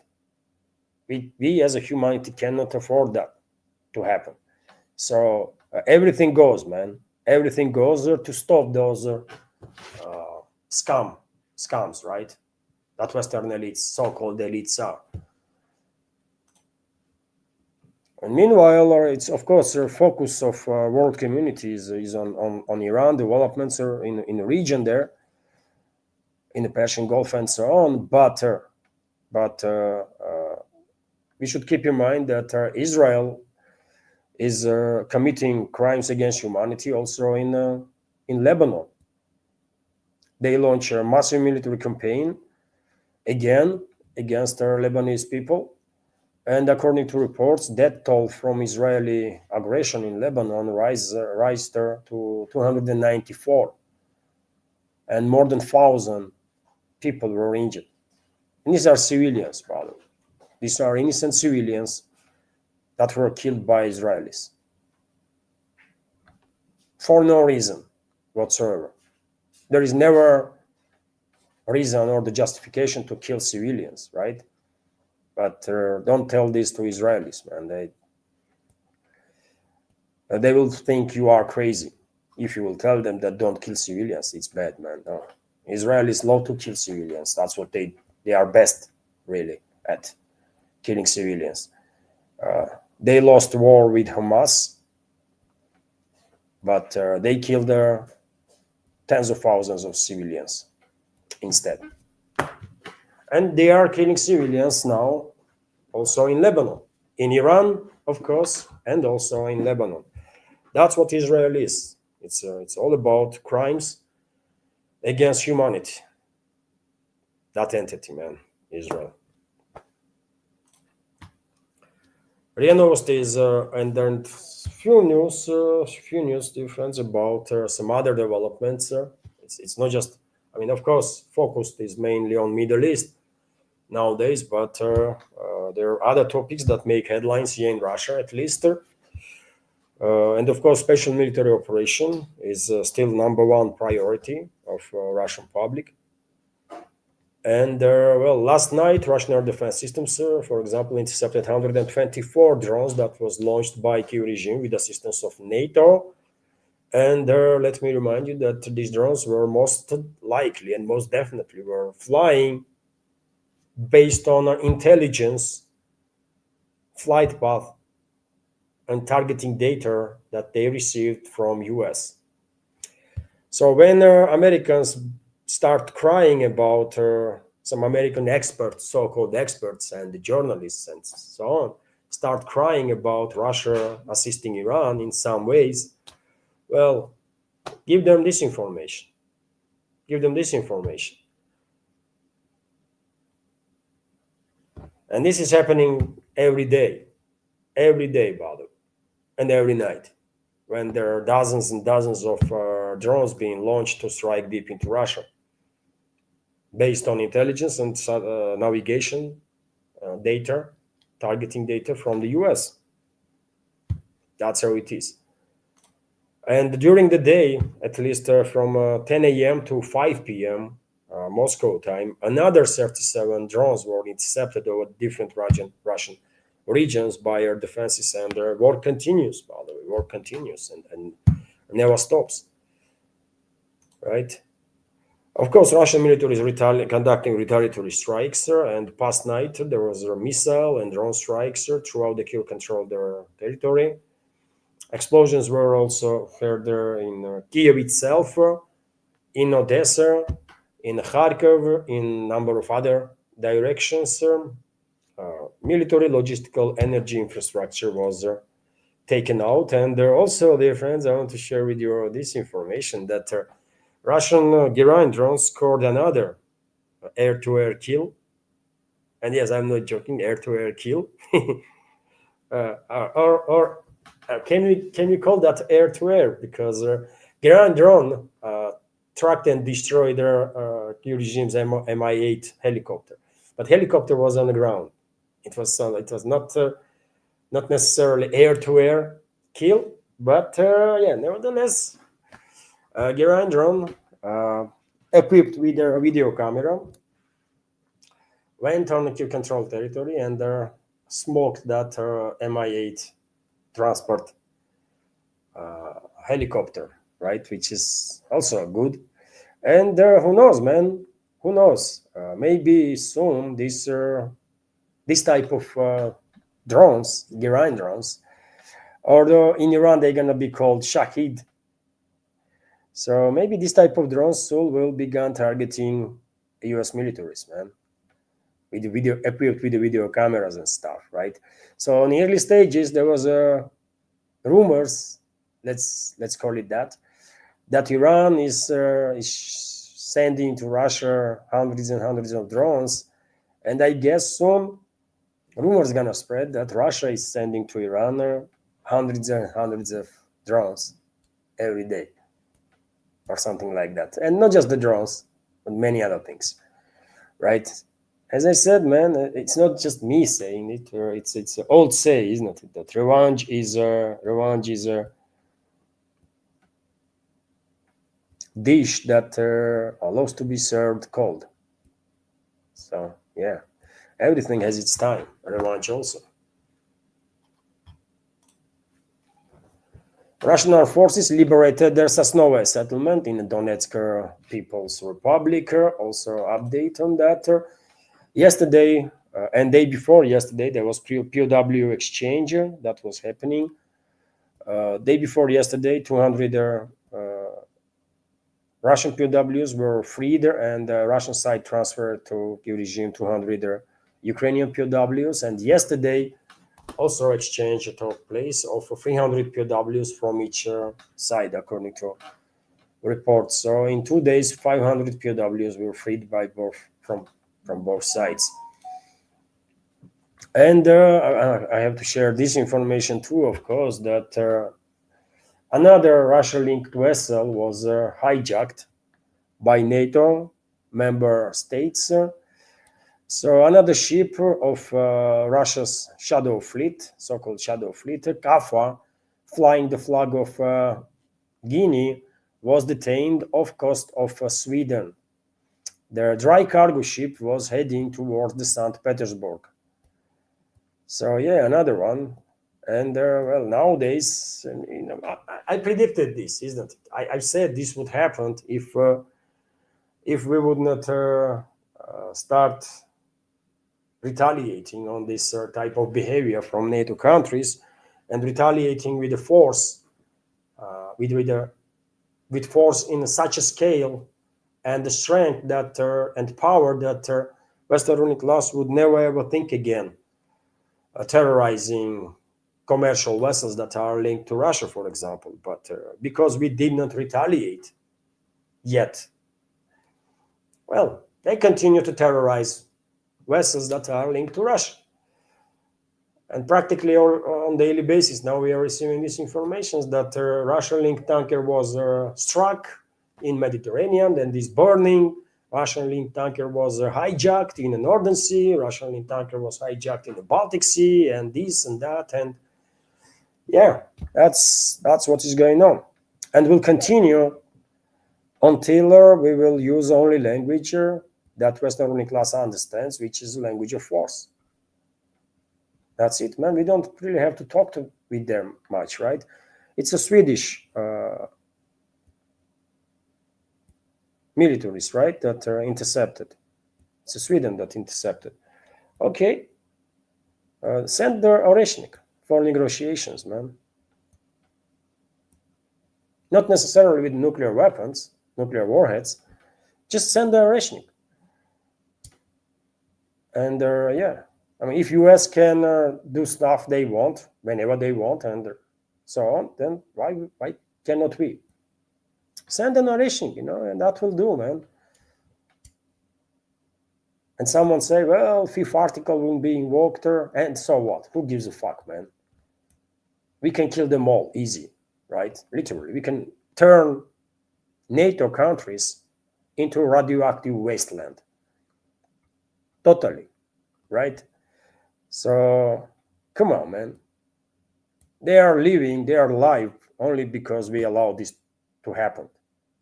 Let's keep that in mind always, that Western elites are alive because we allow them to be alive. That's the only reason, man. And they should be dead, actually, right? I'm not happy with the kindness of the Russian leadership. I'm going to tell you that. I'm not happy with these restrained freaking policies and stuff. But nevertheless, Western elites are only alive because we allow them to be alive, man. And otherwise, man, I mean, they committed so many crimes against Russia. They clearly deserve to be dead, man.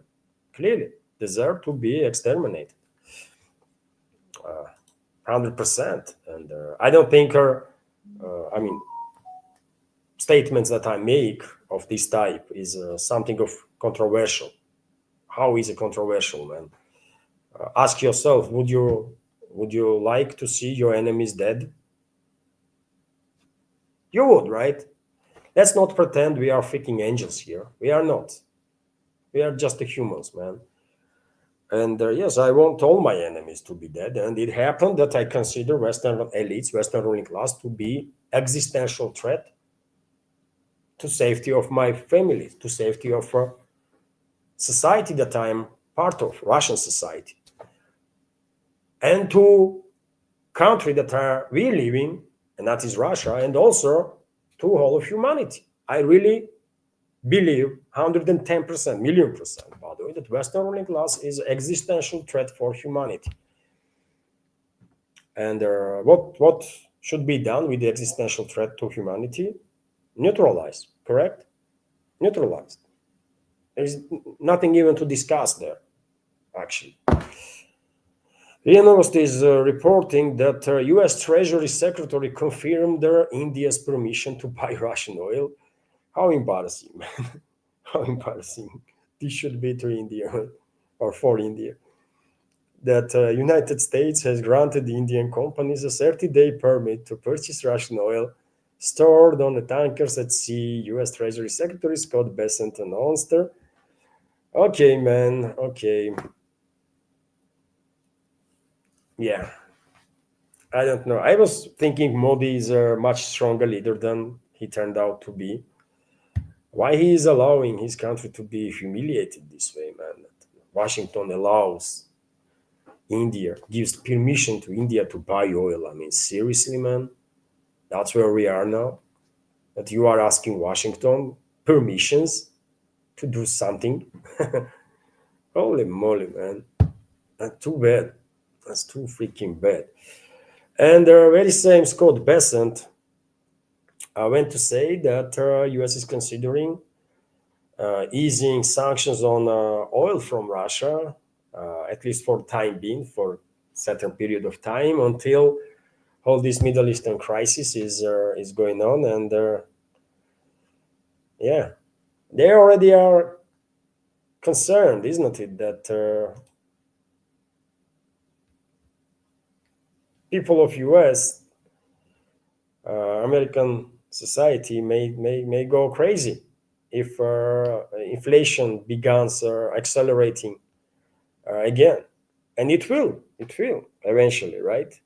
Of course, and they want now for certain period of time to ease sanctions on Russian oil to somehow balance the market. But you know what? It's not gonna help, man. It will not help. US itself might purchase all Russian oil, all of it. But still, by the way, still prices on oil gonna go up and will continue to grow until situation is stabilized in a Persian Gulf. And when the situation will get normal, there is anybody's guess. Probably, literally, no one knows on this planet right now when situation in the Middle East will be normalized. And same time, Scott Bessent intends to force China to reduce purchases of Russian oil. It's crazy, man. These people truly are psychos. Huh?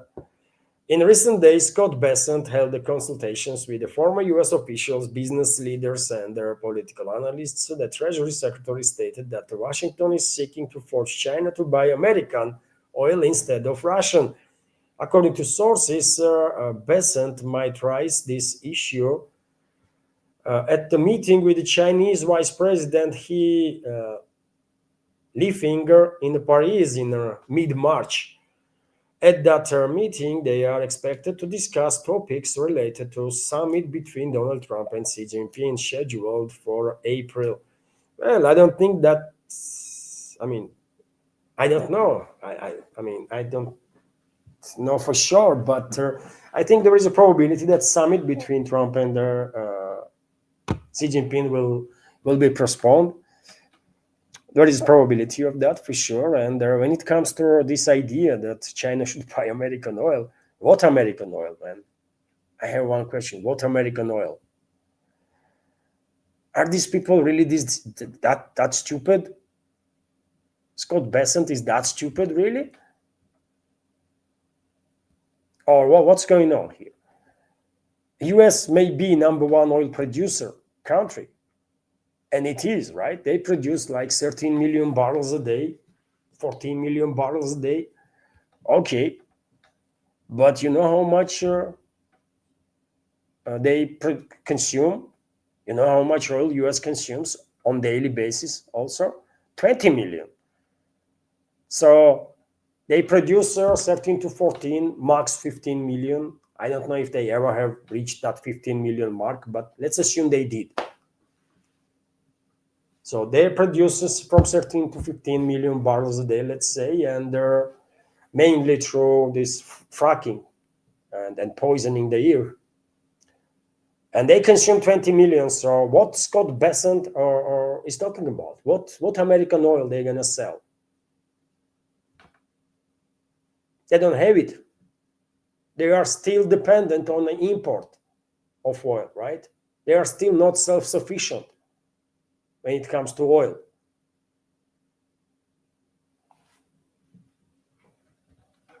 If they are talking about, or if Besant was talking about Venezuela's oil, that now US leadership considers to be American oil, that's different stuff, right? And they actually sell Venezuela's oil, by the way. Strangely enough, US sells Venezuela's oil and takes money. And what Venezuela gets for this, I have no freaking idea. Pennies, maybe some pennies, right? And then that's about it. Some crazy situation there for sure. But yes, everyone should know, man, that US is actually still oil importer country. They produce a lot, but they consume even more. And on the topic of oil, right? Before I launched this stream, by the way, I went to search for a little data, right? And I mean, it's easy to find, really. And so United States will maintain its global lead in oil production from 2024 to 2026, according to data that is available in open sources. And the historical high was reached, actually, when US produced on daily basis 13.25 to 13.8 million barrels per day.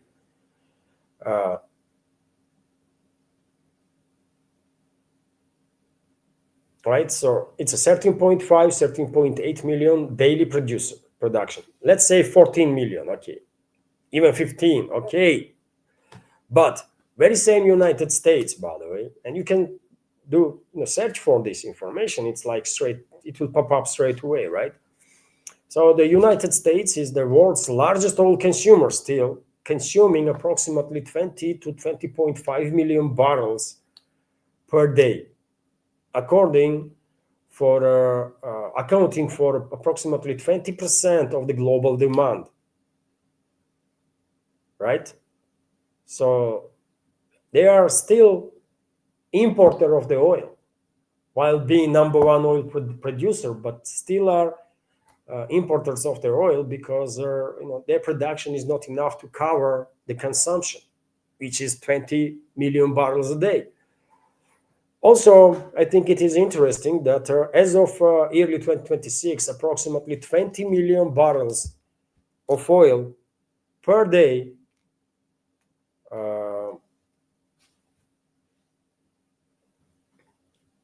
of crude oil and their petroleum products were exported through the Strait of Hormuz from the Persian Gulf, basically, right?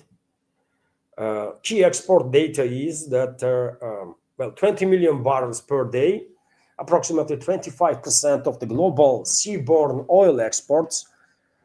This oil basically is coming from Saudi Arabia, Iraq, Kuwait, Qatar, UAE, and Iran. Right? Destination is approximately 80% of the oil passing through Strait of Hormuz is destined for Asian markets: China, India, Japan, South Korea. 80%. You see, they already are targeting the West, the global South.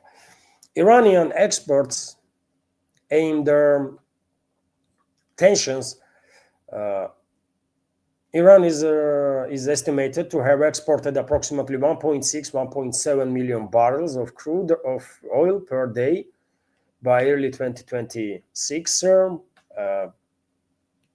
It is anybody's guess what is going on right now, but that's the interesting data, isn't it? To have a better understanding of the situation there.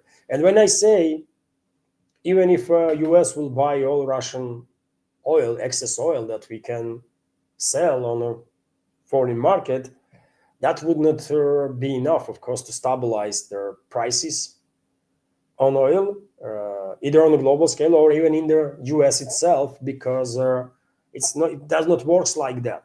If prices goes up on a market, then all the economies are reacting simultaneously, right? Same ways, and energy price is energy element is in price of everything, in everything, right? Oil already reached $100, I believe, yesterday. Already reached $100 and will continue to rise. And this is an issue for US because in America, because there is a very poor railway network, most of the goods are transported by trucks, right? You might be surprised, but that's how US operates, man. It's tens of thousands of freaking trucks.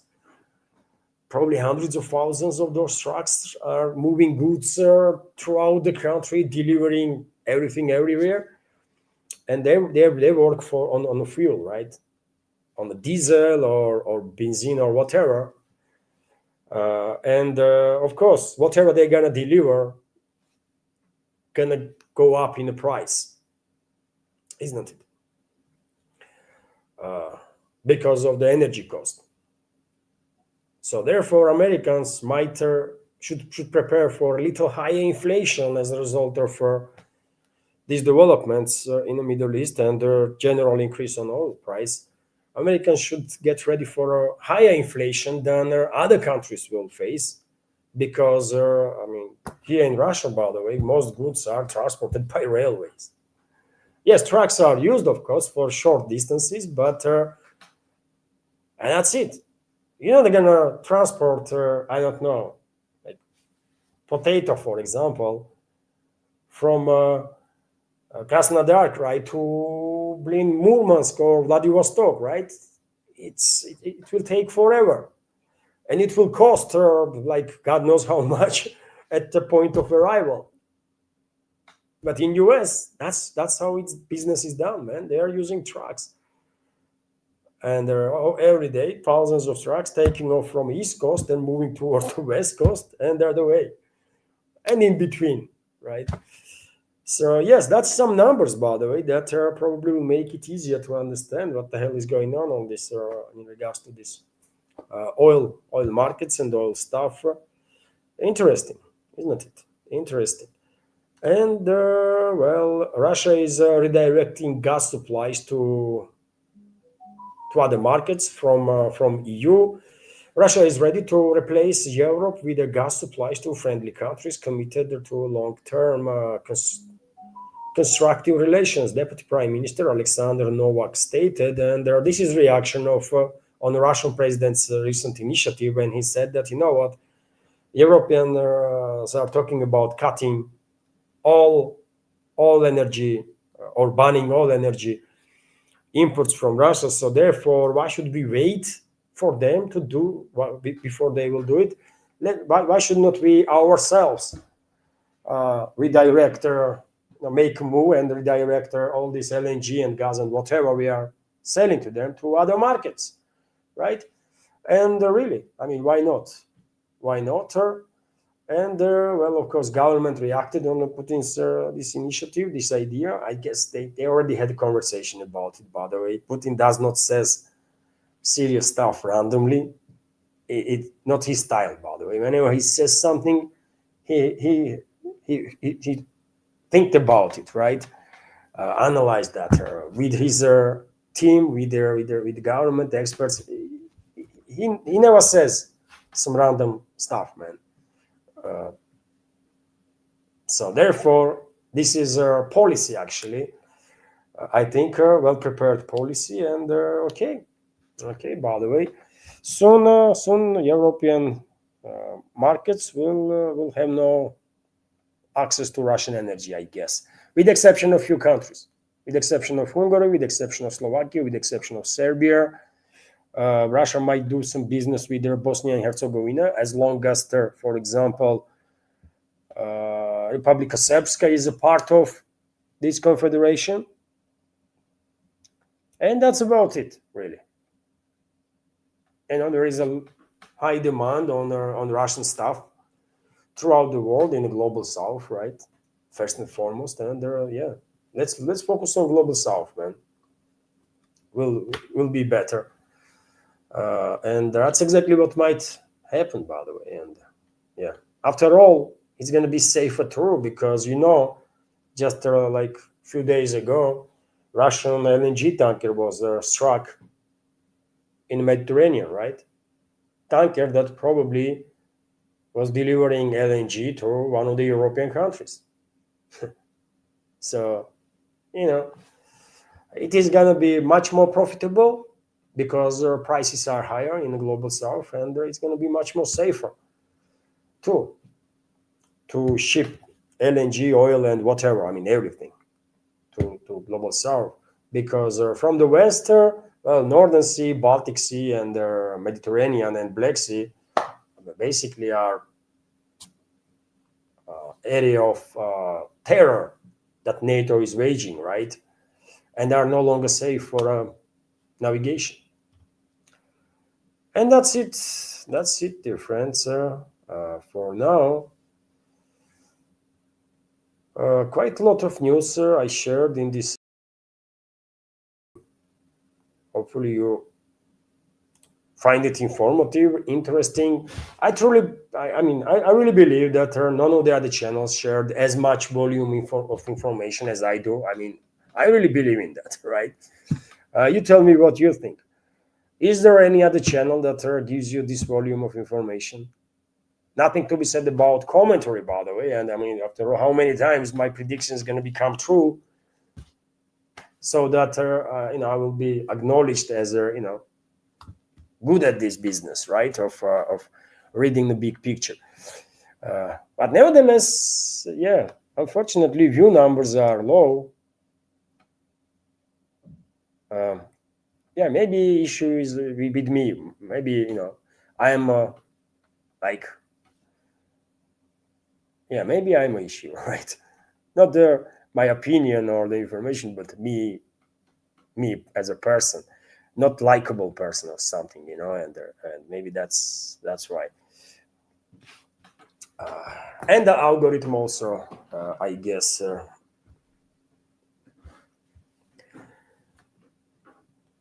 Okay, dear friends. Okay, it's already 2 hours. Of course, I could go on for a little while and check some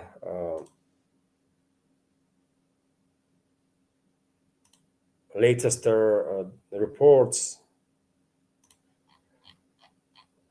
There was a Viper. Thank you very much for subscription that you gifted on Rumble. I can see that there was a subscription gifter on Rumble. This is $5 donation to the project, basically. So thank you very much, Viper, for that. And okay, there was. In the chat, I cannot see any super chat or anything else like that. So,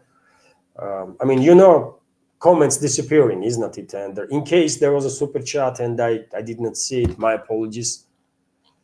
My apologies, dear friends. I just now checked the chat here on Rumble. And okay, dear friends. Also, Boosty. Let me check Boosty, by the way. So,